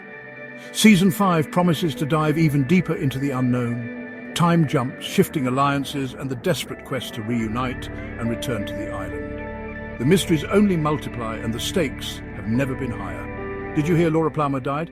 Hey, Seri, Season 4 off. Right, listen up. Why are you here? Because, like me, you've just finished Season 5 of Lost, and you're desperately trying to make sense of what on earth you just witnessed. Or maybe you're bracing yourself for the madness, hoping for a guide through the chaos. Either way, you want answers, or at least a bit of commiseration. Let's set the scene. Imagine trying to explain a dream to someone. You start off, so I was in my old school, but it was also a spaceship. Then it all unravels. Suddenly your teeth are made of cheese and your dog's the Prime Minister. Utter nonsense. The poor sod listening just nods, eyes glazing over, wondering if you've lost the plot. That, my friends, is exactly what it's like, trying to explain Season 5 of Lost. It's the telly-equivalent of a cheese dream fever nightmare, cooked up by writers who clearly hadn't slept in weeks and were mainlining espresso. But here's the thing. It's so audacious, so utterly bonkers, you can't help but stand back and give it a slow, bewildered clap. Or if you're like me, you just lie down in a dark room and question your life choices. This season didn't just jump the shark. It strapped a jetpack to the shark, launched it into orbit, and had it wrestle a space octopus. After 4 seasons of What's in the Hatch and Who Are the Others, the showrunners Lindelof and Hughes stared at their whiteboard full of question marks and thought, let's add time travel. That'll clear things up. Not just a dab of time travel, mind you. No, they went for a full-blown temporal catastrophe of epic proportions. It was a move so bold it bordered on the clinically insane. And yet, somehow it worked. Against all odds, it was bloody brilliant. The beauty of Season 5 is its sheer, unapologetic confidence. It knows it's mad and it doesn't care. It throws ideas at you like a monkey flinging its own filth at the glass. Time flashes, why not? A secret society from the 70s living in a utopian commune, of course. A resurrected John Locke, who isn't actually John Locke. Toss him in. The show demands you either get on board with the chaos or get off at the next stop. No middle ground. You either accept that a giant frozen donkey wheel can move an island through space-time, or you go back to watching something sensible. It's a test of faith, not in a higher power, but in the writer's ability to not completely lose the plot. So buckle up, you lot. We're about to plunge headfirst into the glorious, baffling and often hilarious temporal vortex that is Lost Season 5. We'll try to untangle the timelines, marvel at Sawyer's magnificent 70s hair, and ask ourselves why on earth anyone thought hitting a hydrogen bomb with a rock was a good idea. This isn't just a review, it's group therapy for the bewildered. A support group for everyone who's ever turned to their partner and said, what in the ever-loving hell was that? And here's your answer. Plain and simple. You're here because deep down you needed this wild, ridiculous ride more than you ever realized. Welcome aboard. So, at the end of Season 4, we have our Oceanic Six-Jack, Kate, Hurley, Sun, Saeed and Aaron, who is technically Oceanic 0.5. They've escaped the magical island of mystery and are back in civilization. You'd think they'd be thrilled, right? Free from smoke monsters, polar bears and a Frenchman who talks to coconuts. But no, they are miserable. Utterly, soul-crushingly miserable. Jack has developed a beard that screams I've given up and a crippling addiction to painkillers and trying to get back to the island he just escaped. It's like breaking out of prison and immediately trying to tunnel your way back in to complain about the food. The mission to return is spearheaded by none other than Ben Linus, the man with the emotional range of a teaspoon and the moral compass of a hungry shark. He teams up with the enigmatic Mrs. Hawking, a woman who looks like she runs a tea room, but actually manages the quantum physics of the entire universe from a church basement in Los Angeles. She explains with the patience of a saint explaining string theory to a toddler that they have to recreate the exact conditions of the original flight. This includes getting everyone, including the corpse of John Locke, onto a specific Ajira Airways flight. Because, of course, the universe is a stickler for details, the process of rounding up the gang is like herding cats. Cats who've been through significant trauma and are now, quite reasonably, very suspicious of anyone telling them to get on another plane. Saeed is busy being a hitman for Ben because that's a normal hobby. Sun wants to kill Ben for possibly killing Jin. Kate is on the run. And Hurley, poor sweet Hurley, has checked himself into a mental asylum where he's haunted by the ghost of Charlie Pace, who acts as his spectral life coach. It's a logistical nightmare, a symphony of dysfunction that makes your family Christmas dinner look like a UN summit. Somehow, through a combination of manipulation, emotional blackmail and sheer dumb luck, they all end up on Ajira Flight 316. Jack is the pilot, of course he is, and the plane hits some turbulence that feels suspiciously like the universe having a seizure. There's a brilliant white flash, and suddenly some of our heroes are back on the island, but in 1977. The others, including the newly resurrected but still very dead-looking Locke, have landed in 2007. The show has split its cast across a 30-year time gap. At this point, you're not just watching a TV show, you're studying for a physics exam you never signed up for. Remember the good old days of Season 1, when we just had simple linear flashbacks? It was a simpler time. You'd see Jack performing surgery or Kate robbing a bank. It gave us character depth. It was nice. By Season 5, the writers had clearly decided that linear time was for cowards. They introduced the flash forward in Season 4, which was clever, but in Season 5, they strapped the narrative to a rocket sled and fired it into the sun. The island itself, unstuck in time after Ben turned the frozen donkey wheel, starts skipping through history like a scratched CD. One minute our characters are in the 1950s, the next they're in the distant future, looking at the ruins of their own camp. These time flashes are disorienting, chaotic and utterly brilliant. They happen without warning, accompanied by a blinding white light and a sound like God sneezing. One moment Sawyer and Juliet are having a quiet chat, and the next, whoomp! They're dodging flaming arrows from an unknown enemy in what looks like ancient history. It's a narrative device that perfectly mirrors the characters' confusion and panic. They are passengers on a runaway train, and so are we. The flashes give them nosebleeds, headaches, and a general sense of impending doom, which, let's be honest, is the default emotional state for everyone on this island. This temporal chaos serves a crucial purpose beyond just giving the audience a migraine. It allows the show to drop tantalizing clues and create mind-bending paradoxes. We see the construction of the four-toed statue, we witness the birth of Aaron, and we see Daniel Faraday desperately trying to warn people about future events, usually while looking like he's just remembered he left the oven on. Faraday becomes our guide through this temporal madness. A frantic, sweaty physicist trying to explain the rules of a game that keeps changing them. He's the guy screaming, "Whatever happened, happened," which is the show's get-out-of-jail-free card for any potential plot holes. Eventually, the flashes stop. Locke, in a moment of pure, unadulterated ness, manages to climb down a well, turn the frozen donkey wheel again, and fix the timeline. This conveniently drops the remaining islanders, Sawyer, Juliet, Jin and Faraday, squarely in 1977. At this point, the show settles down, and so does your heart rate. The temporal whiplash is over for now. The island has chosen its destination, and our heroes find themselves with no choice but to blend in. They are stuck in the past, with nothing but the clothes on their backs and a deep, unsettling knowledge of 70s pop culture. So, our time-tossed heroes find themselves stranded in 1977. What do you do when you're a fugitive, a con man, a fertility doctor and a Korean fisherman stuck in the decade of disco and questionable fashion choices? You join a hippie science cult, of course. They stumble upon the Dharma Initiative in its heyday, a bustling community of scientists in pristine white jumpsuits living in a suburban paradise called the Barracks. It's like a weird corporate-sponsored kibbutz, complete with its own HR department, orientation videos, and a strict no fraternizing with the natives policy.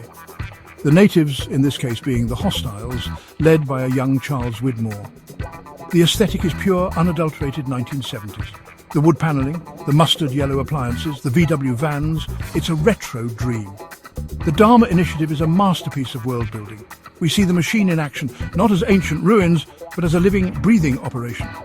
We meet its leader, Horace Goodspeed, a decent but stressed-out man who just wants to study electromagnetism and live peacefully, and his wife Amy, who gives birth to a baby who will grow up to be Ethan Rom, the creepy dude from Season 1. The show starts connecting dots you didn't even know were on the same page, creating a beautiful, intricate and slightly terrifying tapestry of fate. Our heroes, using their future knowledge and a healthy dose of bullshitting, manage to integrate themselves into the community. Sawyer, with his natural gift for lying, becomes Jim LaFleur, the head of security. Juliet, a doctor, gets a job in the motor pool because, sexism was also a thing in the 70s. Jin, who miraculously speaks English now thanks to the island's magic, becomes a security guard. For 3 years they build a life, a surprisingly normal, happy life. They have barbecues, they fall in love. It's a period of calm in the hurricane of the show, a domestic drama nestled inside a sci-fi mystery. But this is, and happiness is always temporary. The piece is shattered when Jack, Kate and Hurley crash land their way back into 1977, fresh off Ajira 316. Their arrival is like a grenade tossed into a garden party. Suddenly the carefully constructed lives of Sawyer's crew are threatened. The past and the future collide in a spectacular way, and the delicate balance they've maintained for 3 years begins to crumble. The Dharma Initiative, once a safe haven, becomes a pressure cooker. The question is no longer how do we survive, but how do we fix the monumental mess we've just made of the timeline? Let's talk about James Sawyer Ford. For 4 seasons, he was the resident bad boy. The sarcastic, nickname-giving, emotionally stunted con man with a heart of gold buried under about 6 feet of daddy issues and snark. He was great, but honestly, he was a bit of a one-trick pony. Then, Season 5 happened. The island, in its infinite wisdom, decided to give Sawyer the character development he so desperately needed. It took away his friends, his enemies, and even his identity, and dropped him right in the 1970s. And in doing so, it turned him from a caricature into a compelling, tragic hero. For 3 years as Jim LaFleur, Sawyer isn't just surviving, he's thriving. He becomes the leader, the man everyone looks to for answers. He's responsible, he's respected, and he's in a stable, loving relationship with Juliet. He has found a purpose that doesn't involve hoarding magazines or trying to swindle people out of their imaginary riches. This isn't the Sawyer who hid behind a book and a scowl. This is a man who has built a life, a community, and a sense of self-worth. It's honestly one of the most satisfying character arcs in the entire series. He even gets a cool blue Dharma jumpsuit. Of course, this idyllic life is built on a foundation of lies. He's still Sawyer underneath the responsible exterior. When Jack, Kate and Hurley show up, it's like a ghost from his past has come to haunt him. The return of Kate, his former flame, throws a spanner right into the works of his relationship with Juliet. The old love triangle rears its ugly head, but this time, it's different. Sawyer is a changed man. He's not the impulsive rogue he once was. He's torn between the life he has built and the people he left behind, and the conflict is genuinely heartbreaking to watch. Ultimately, Sawyer's newfound peace is doomed. His attempts to keep the past and future from colliding fail spectacularly. His leadership is tested, and his carefully constructed world comes crashing down around him. The season puts him through the emotional ringer, forcing him to make impossible choices that lead to devastating consequences. By the end of Season 5, Sawyer has lost everything he built in the 70s, but he has gained something profound, true growth. He's no longer just the comic relief or the anti-hero. He's a leader who has loved, lost, and is ready to face whatever fresh hell the island has in store for him. Oh, John Locke. If any character in Deserved a Quiet Life, it was him. But the island had other plans. In Season 5, Locke's journey becomes a tragic, cosmic joke. He begins the season dead. His corpse is on the Ajira flight, a necessary piece of luggage for the grand return. But when the plane crashes, he's miraculously alive again. Or is he? He walks, he talks, he remembers things. He seems like the same old Locke, full of faith and cryptic pronouncements about the island's will. He confidently marches off to become the leader of the others, a role he believes is his destiny. However, something is off. This new Locke is a little too confident, a little too charismatic, a little too good at convincing people to do exactly what he wants. He persuades Ben to kill Jacob, the island's mysterious, unseen protector. He manipulates everyone with the precision of a master puppeteer. For most of the season, we're led to believe that this is Locke finally coming into his own, empowered by the island's magic. We're cheering for him. Finally, the universe is giving John Locke a win. He's no longer the sad sack in the wheelchair, he's the king of the castle. The rug pull, when it comes, is an all-timer. In the season finale, we learn the horrifying truth. The real John Locke never came back to life. He's still dead. The man we've been following all season, the charismatic leader who convinced Ben to commit the ultimate sin, is not John Locke at all. He is the man in black, the smoke monster, the island's ancient antagonist, wearing John Locke's face like a Halloween mask. It's a gut punch of a reveal, recontextualizing everything we've just seen. Locke wasn't a hero of destiny. He was a pawn, a vessel, a stolen suit. This twist is what elevates Season 5 from great to legendary. It's a tragedy of Shakespearean proportions. The real John Locke's journey, which we see in off-island flashes, is a miserable tour of failure.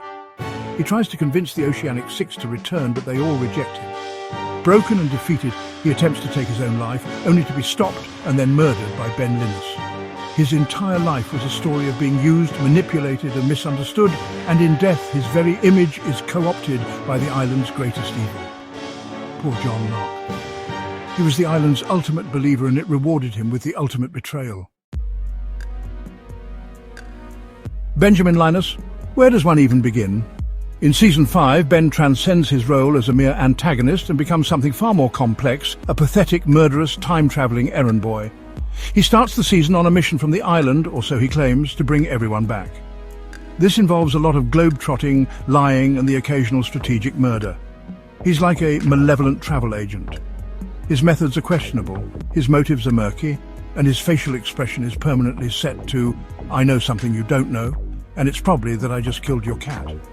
Ben's journey this season is a downward spiral of losing control. For years he was the master manipulator, the man behind the curtain. But now, he's out of his depth. The island is flashing through time without his permission.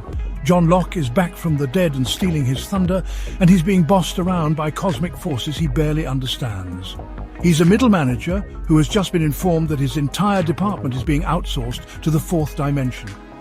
The sight of Ben Linus, looking confused and slightly lost, is both deeply satisfying and strangely pitiable. The season culminates in two defining moments for Ben. The first is when he finally confronts his past demons by returning to the barracks in 2007, only to be judged by the smoke monster in the form of his dead daughter Alex. It's a powerful, haunting scene that forces him to answer for his lifetime of sins. The second, and more significant moment, is his ultimate act of patricide. Manipulated by the fake Locke, Ben marches into the base of the four-toed statue and confronts Jacob, the man he has served his whole life, a man he has never even met. In a fit of rage, jealousy and long-simmering resentment at being ignored, Ben stabs Jacob. He finally gets the attention he craves, but he does it by murdering the island's godlike protector and plunging the world into chaos. It's the ultimate act of a man-child throwing a tantrum. Ben thought he was taking back control, but he was just a puppet. A pawn in a game far older and more important than he could ever imagine. He ends the season as he began it, a lost little boy. Only now he has the blood of a deity on his hands. All of this temporal chaos, Dharma drama and Locke impersonating shenanigans builds to one single cataclysmic event, the incident. This is the moment the show has been teasing since season 2, when we first learned about the button in the Swan Hatch. It's the reason the Dharma Initiative had to input the numbers every 108 minutes. It's the ground zero of the island's modern mysteries. And in season 5, our heroes don't just witness it, they cause it. Or at least they try to change it, with predictably disastrous results. The plan, cooked up by the increasingly unhinged Daniel Faraday, is beautifully simple and catastrophically stupid. He believes that if they can detonate a hydrogen bomb, specifically the core of a bomb named Jughead that has been sitting on the island for decades at the construction site of the Swan Station, it will prevent the pocket of electromagnetic energy from ever being breached. This, in his theory, will negate the need for the hatch, the button and the numbers. It will mean Oceanic 815 never crashes. It will reset the timeline. It's the ultimate do-over. What follows is a frantic, high-stakes heist to steal a nuke and drop it down a very deep hole. It's a plan with more holes than a Swiss cheese factory. The execution is pure chaos. Jack, ever the man of science, suddenly becomes a man of faith, believing this insane plan is their destiny. Sawyer, the pragmatist, is dead set against it, wanting only to get himself and Juliet off the island. The conflict between Jack and Sawyer, faith versus reason, comes to a head in a brutal fist-to-face punch-up right next to an unstable nuclear device. It's peak television. The climax is breathtaking. The Dharma drill hits the energy pocket, all hell breaks loose, and metal objects start flying towards the hole. Juliet gets dragged down, chained to a piece of debris. In a final desperate act of heroism, she grabs a rock and begins to smash it against the bomb's casing. The screen cuts to white. The season ends on the single most agonizing cliffhanger in the show's history. Did it work? Did they reset time? Did Juliet just blow them all to kingdom come? We are left staring at a blank screen, our minds completely blown, our jaws on the floor, and with a 10-month wait to find out what the hell just happened. So, what is the final verdict on season 5? It's a masterpiece of controlled chaos. It's the season where the showrunners took all their craziest ideas, threw them into a blender, and somehow poured out a coherent, thrilling and emotionally resonant story. It took immense risks. It alienated some viewers who couldn't keep up with the temporal gymnastics. It answered some questions while creating a dozen more. But it was never, ever boring.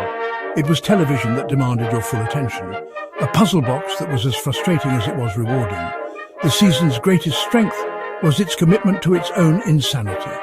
Any lesser show would have buckled under the weight of its own mythology, but doubled down. It embraced the paradoxes, the plot holes, and the sheer weirdness of it all. It gave us one of the best character arcs in Sawyer's transformation, one of the most shocking twists with the lock reveal, and one of the most nail-biting finales in television history. It was a season that respected its audience's intelligence enough to present them with a complex, non-linear narrative and trust them to keep up. Sure, it wasn't perfect. Trying to map out the timelines requires a PhD in theoretical physics and a very large whiteboard. Some subplots felt a bit rushed, and the central plan to detonate a hydrogen bomb to fix everything is, when you think about it for more than 5 seconds, absolutely barking mad. But the imperfections are part of the charm. It's like a beautiful handmade tapestry with a few loose threads. The threads don't ruin the overall picture, they just give it character. In the end, Season 5 is the heart of. It's the pivot point upon which the entire saga turns. It's brave, it's bold, and it's gloriously, unashamedly itself. It's the kind of television that makes you want to grab a stranger on the street and scream, "You have to watch this, but I can't explain why. Just trust me." It was a wild, confusing, magnificent ride. And frankly, if your response to watching a woman hit a hydrogen bomb with a rock wasn't a standing ovation, then you and I, my friend, are very different people. It began with a crash. Not just the gentle, almost artistic descent of Oceanic Flight 815 onto a beach that looked suspiciously like Hawaii, but the crash of expectations, the implosion of narrative coherence. Lost, the show that promised us answers, the television event that had us scribbling notes like deranged detectives, finally reached its 6th season. This was meant to be the grand finale, the moment where all the disparate threads, the numbers, the polar bears, the smoke monster, the incessant daddy issues, would be woven into a magnificent tapestry of understanding. Instead, we got something akin to a toddler's macaroni art project, glued together with existential dread and a whole lot of hugging. It was a beautiful disaster, a glorious train wreck we couldn't look away from. Let's get the conclusion out of the way immediately, because unlike the show's writers, I believe in delivering a payoff. They were not dead the whole time, well, not until the very end anyway.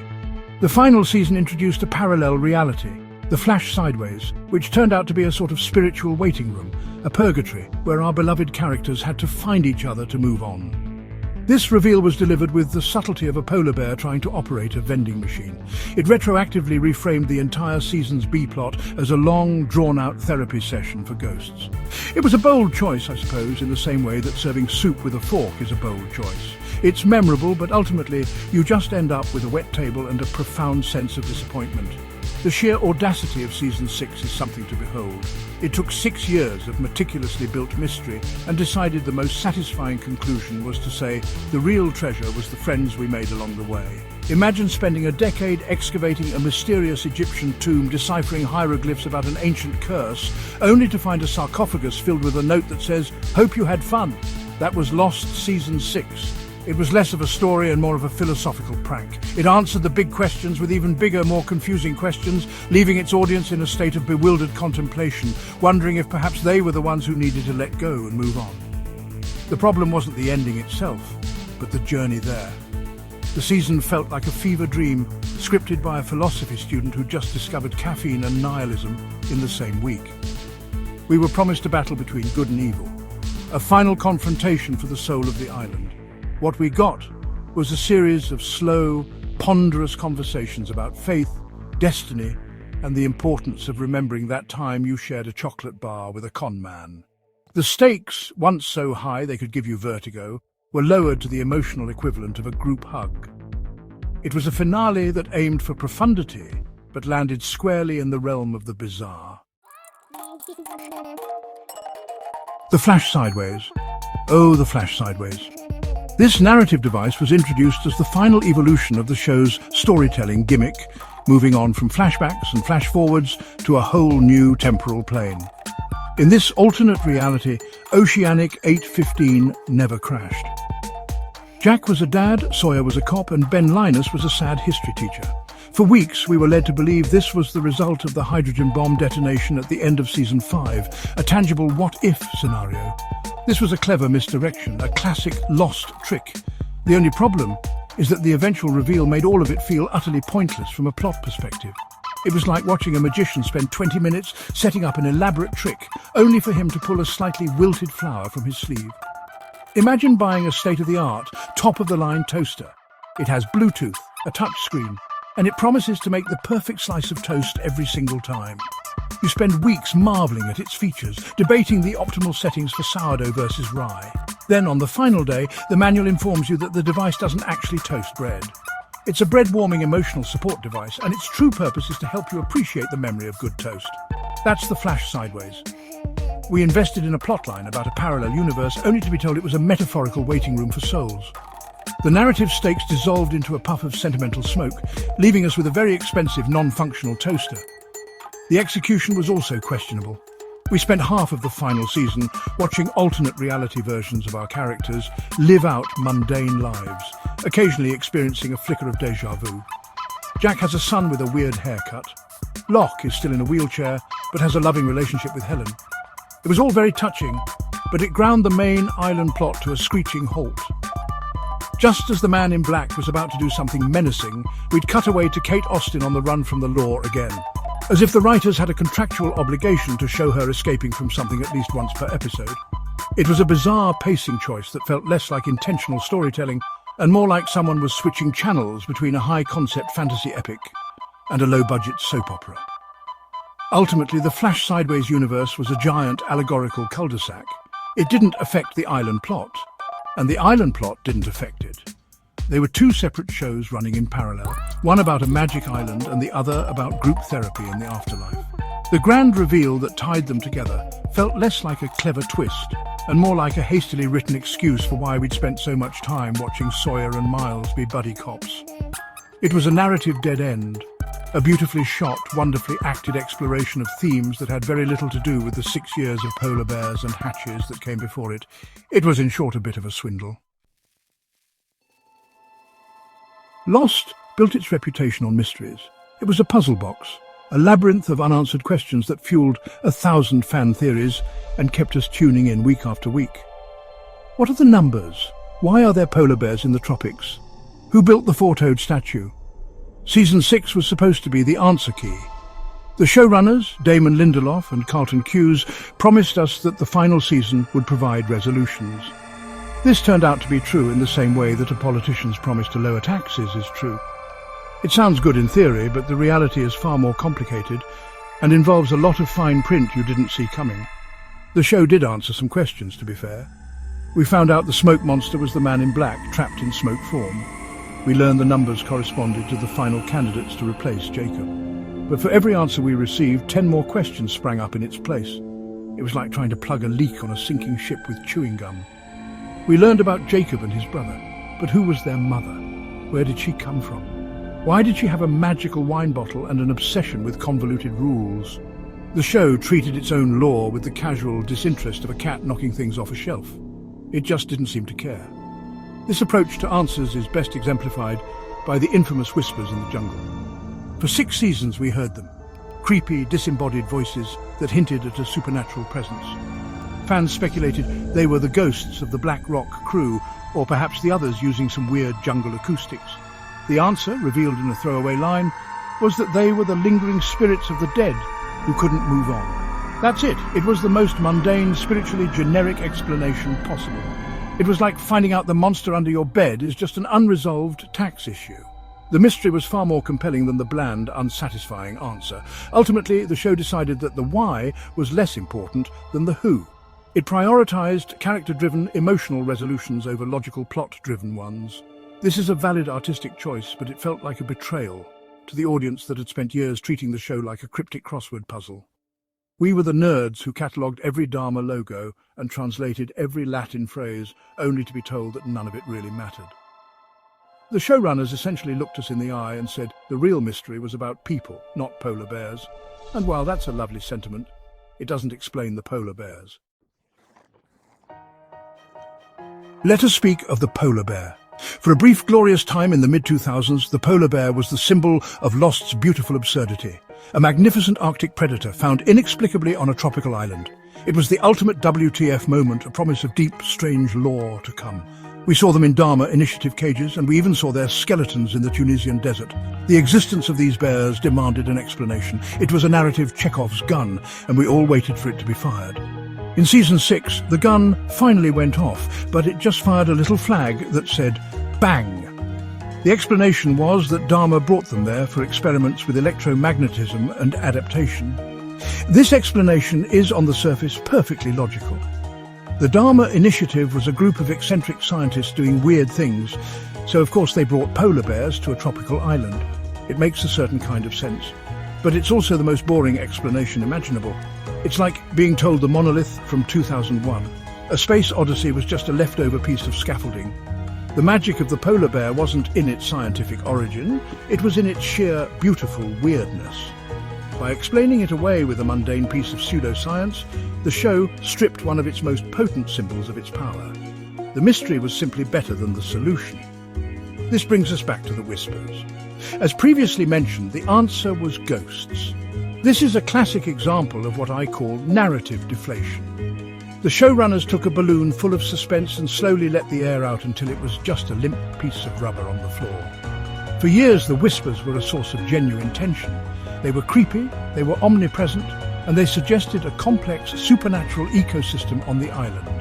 Were they the voices of the island itself? A psychic projection from the smoke monster? The answer, it's just some sad ghosts, is so profoundly uninspired it borders on comedy. It's the horror movie equivalent of the monster being a man in a cheap rubber suit. This pattern of underwhelming answers became the hallmark of the final season. It felt as though the writers had created a world so dense with mystery that they couldn't possibly explain it all in a satisfying way, so they just didn't. They chose the path of least resistance, offering simple, often spiritual explanations for complex, seemingly scientific phenomena. The polar bears were for science. The whispers were ghosts. The statue was just a statue. It was a grand shrug of the shoulders, a televised admission that they had written themselves into a corner, and the only way out was to burn the map and hope nobody noticed. But we noticed. Oh, we noticed. At the heart of Season 6 lies the story of Jacob and his brother, the Man in Black. This was meant to be the grand mythological conflict that underpinned the entire series. The ultimate battle of good versus evil, faith versus science, light versus dark. We were finally introduced to these two ancient godlike beings who had been using the survivors of Oceanic 815 as pawns in their cosmic chess game. The episode dedicated to their origin story across the sea was a bold move. It took us back to ancient times, showed us their strange upbringing with their cryptic mother, and explained how one became the island's protector and the other became a malevolent cloud of smoke. The problem is that this epic conflict, when you boil it down, was essentially a temper tantrum that had lasted for 2,000 years. The Man in Black wanted to leave the island. Jacob, at the behest of their frankly terrible mother, wouldn't let him. One thing led to another. Someone got thrown into a magic light cave, and suddenly we have a smoke monster and an eternal feud. It reframed the entire show, not as a battle for the fate of humanity, but as a particularly nasty case of sibling rivalry. I mean, it was like finding out that the Trojan War was really just about who got the last biscuit at tea time. It dramatically lowered the stakes. The characters themselves were also a bit thin. Jacob was presented as the embodiment of good, but his methods were questionable at best. He manipulated people's lives, brought them to a dangerous island against their will, and generally sat around looking vaguely disappointed in everyone. He was less a benevolent deity and more of a cosmic middle manager who enjoyed being cryptic. The Man in Black, on the other hand, was the villain. He was manipulative, murderous, and had a penchant for body snatching. And yet his motivation was surprisingly relatable. He just wanted to go home. You almost found yourself rooting for the smoke monster, if only so he would stop complaining. This backstory, while providing some answers, also managed to demystify the island. For years, the island was a character in itself, a place of magic, science, and unknowable power. Across the sea, reduced it to a cork, a magic cork in a magic hole that keeps evil from escaping. This is, without a doubt, one of the silliest MacGuffins in television history. The fate of the world rests on a big rock stopper. It turned a place of profound mystery into a piece of cosmic plumbing. The grand, epic struggle for the soul of the world was, in the end, about making sure nobody pulled the plug on the universe's bathtub. Lost was always, at its core, a character show. We fell in love with these flawed, broken people. We watched Jack Shepherd, the man of science, learn to embrace faith. We watched John Locke, the man of faith, become a tragic pawn. We watched Sawyer, the selfish con man, evolve into a reluctant hero. These arcs were the beating heart of the show. Season 6, however, had the unfortunate task of concluding these journeys, and it did so in the most bewildering way possible. It took our beloved characters and essentially split them in two, their physical selves on the island and their spiritual selves in the purgatorial Flash sideways. On the island, the character arcs felt rushed and in some cases completely undone. Sawyer, after seasons of growth and learning to care for others, reverted to his selfish, cynical self for large parts of the season. His primary motivation became getting off the island, regardless of the consequences for everyone else. It was a regression that felt unearned, a cheap way to create conflict. Jack, meanwhile, completed his transformation into a man of faith so completely that he became a willing martyr, walking calmly towards his own demise. It was a fitting end for his character, perhaps, but it felt less like a choice and more like a foregone conclusion. Then there was the Flash sideways. Here the characters were given a chance at a different life, one free from the trauma of the island. This is where the showrunners decided to land their emotional punches.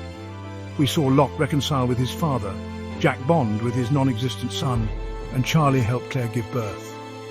These moments were designed to be cathartic, to give the characters the peace they never found in life. The problem is that these weren't really our characters. They were idealized, ghost-like versions of them, living out a fantasy. Their emotional breakthroughs, while touching, felt disconnected from the gritty, hard-won growth we'd witnessed on the island. The most egregious example of character assassination might be Ben Linus. For years, he was the show's greatest villain, a manipulative, brilliant, and deeply compelling antagonist. In the final season, he was reduced to a snivelling sidekick, first for the Man in Black, and then for the heroes. His journey ended not with a bang, but with a whimper, as he chose to stay behind in the purgatory world to atone for his sins. It was a sad, pathetic end for a character who once held the entire island in the palm of his hand. It was a microcosm of the season's approach to its characters, sacrificed their established personalities for the sake of a tidy, sentimental conclusion. Let's be honest, Lost was never a show that relied heavily on blockbuster special effects. Its strengths were its writing, its characters, and its atmosphere. However, when it did dip its toe into the world of CGI, the results were often memorable. The smoke monster, in its early seasons, was a terrifying, unseen force, a collection of clicks, whirs, and violently shaking trees. It was a masterful use of sound design to create horror. By season 6, however, we saw Smokey in all his glory, and he looked like a column of poorly rendered black pixels from a mid-90s computer game. It was less ancient evil and more overzealous screensaver. The demystification of the smoke monster was a critical error. The more we saw of it, the less scary it became. When it was revealed to be the Man in Black, it gained a consciousness and a voice, which should have made it more terrifying. Instead, it just made it seem petulant. The monster that once inspired primal fear was now just a grumpy man trapped in a cloud, complaining about his brother. The visual effects did it no favours. Seeing this cloud of digital smoke chase our heroes through the jungle was often unintentionally hilarious, like watching a scene from a scary movie parody. This budgetary restraint, or perhaps questionable artistic choice, extended to other areas. The source, the magical heart of the island, was presented as a cave with some glowing water and a big rock in it. It looked like a set from a low-budget fantasy film from the 1980s. When Desmond pulled the cork, the light didn't go out with a cataclysmic explosion, but with a gentle fizzle. The entire set piece, which was meant to be the climax of the island's mythology, felt strangely small and underwhelming. It lacked the scale and grandeur that 6 seasons of build-up had led us to expect. Even the submarine escape felt a bit cheap. The sequence was tense, for sure. But the explosion and subsequent flooding felt like standard action movie fare. It lacked the unique, otherworldly quality that defined Lost's best moments. Season 6 often felt visually grounded in a way that worked against its high-concept plot. It told us we were witnessing a battle for the fate of reality, but it showed us a group of people running around in Hawaii, occasionally being chased by a cloud of unconvincing CGI. The spectacle simply didn't match the stakes, and the result was a finale that felt smaller than the seasons that preceded it. Before we step into that church full of feelings, let's take a moment to remember why Lost became a cultural phenomenon in the first place. Because for all its unanswered questions and polar bear-shaped plot holes, the show was, at its heart, pure television magic. It began with that unforgettable plane crash, a visual and emotional gut punch that set the tone for everything that followed. Suddenly, we were stranded alongside the survivors, piecing together the mystery of the island and the strangers around us. Every week brought new surprises, a hatch buried in the jungle, numbers that seemed to control fate, and a button that had to be pushed every 108 minutes or else. Well, nobody really knew, but it was terrifying nonetheless. The characters were the real treasure. Jack, the reluctant leader with a hero complex. Kate, running from her past and towards an uncertain future. Sawyer, whose sarcasm was as thick as the jungle. Locke, desperate to believe the island was special because he needed to be special. Each survivor brought their own baggage, both literal and emotional. And we watched as they formed alliances, fell in love, betrayed each other and grew, sometimes in ways that surprised even themselves. Lost was a masterclass in cliffhangers. The hatch opening, the raft launch, the other's true nature, Michael's heartbreaking betrayal, and that moment when we realized we have to go back. The writers knew exactly how to keep us talking, theorizing and frantically refreshing message boards at 2 a.m. But it wasn't just about plot twists and puzzles. Lost was about connection. The flashbacks, and later flash forwards and sideways, reminded us that everyone's story mattered. The show invited us to care deeply about a group of flawed, fascinating people, and to root for them as they faced monsters both real and metaphorical. And then there were the moments that stuck with us. Charlie's hand spelling "not Penny's boat" against the glass. Desmond's tearful "see you in another life, brother." Sun and Jin's tragic farewell. Hurley's comic relief. And the simple act of Jack closing his eyes, his story ended where it began. For 6 seasons, Lost asked us to embrace mystery, to believe in destiny, and to invest in people who, like us, were just trying to find their way home. It was a show that made us laugh, cry, and yes, occasionally scream at our televisions. If the ending was divisive, it's only because the journey meant so much. That's the magic of Lost. It left us, for better or worse, utterly unable to let go. And so we arrive at the end. The final episode of Lost is perhaps one of the most divisive pieces of television ever created. It is an episode of 2 halves. On the island, we have the climactic rain-swept punch-up between Jack and the man in black in Locke's body. It's a brutal, muddy affair that ends with Kate shooting the villain and Jack kicking him off a cliff. It's a surprisingly conventional end to an unconventional show. Jack, mortally wounded, stumbles back to the bamboo forest where he first awoke, lies down with Vincent the dog, and closes his eye as the plane carrying his friends flies overhead. It's a poetic, circular ending for his physical journey, but that's only half the story.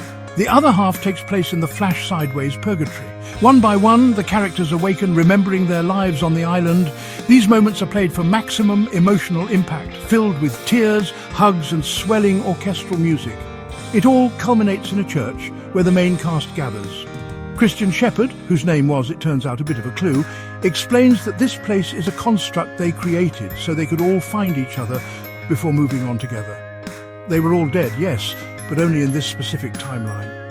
The island was real, their journey was real, but this was the afterlife. The final scene of the characters sitting in the church pews, bathed in a warm white light, was a bold rejection of everything the mystery-obsessed fans wanted.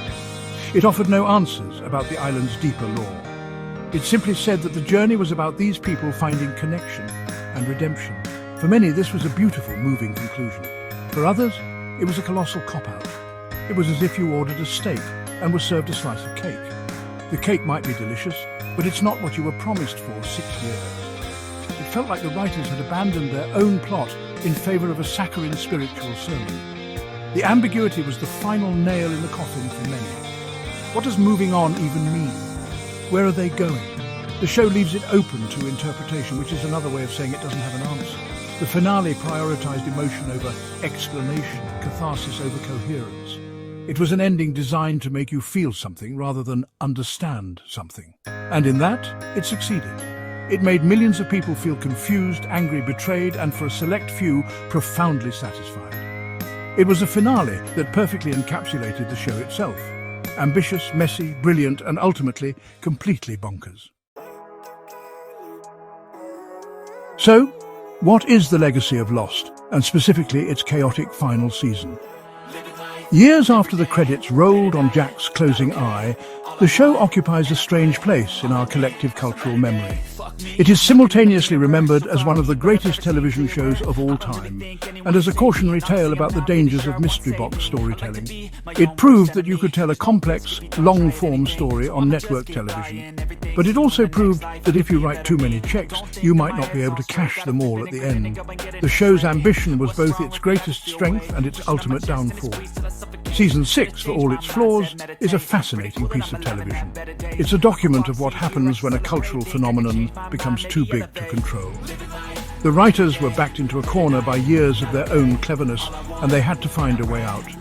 Their solution, to pivot from a sci-fi mystery to a spiritual allegory, was clumsy and divisive, but it was also undeniably brave. They chose to tell the story they wanted to tell, even if it wasn't the story the audience was expecting. It was an act of artistic defiance that cemented the show's controversial reputation forever. We still talk about Lost today, not just because of its unanswered questions, but because of the conversation it created. It was one of the first true internet shows, a series that was debated, dissected and theorized about in real time by a global community of fans. The disappointment many felt with the finale was a direct result of that intense investment. We cared so much because the show had made us care.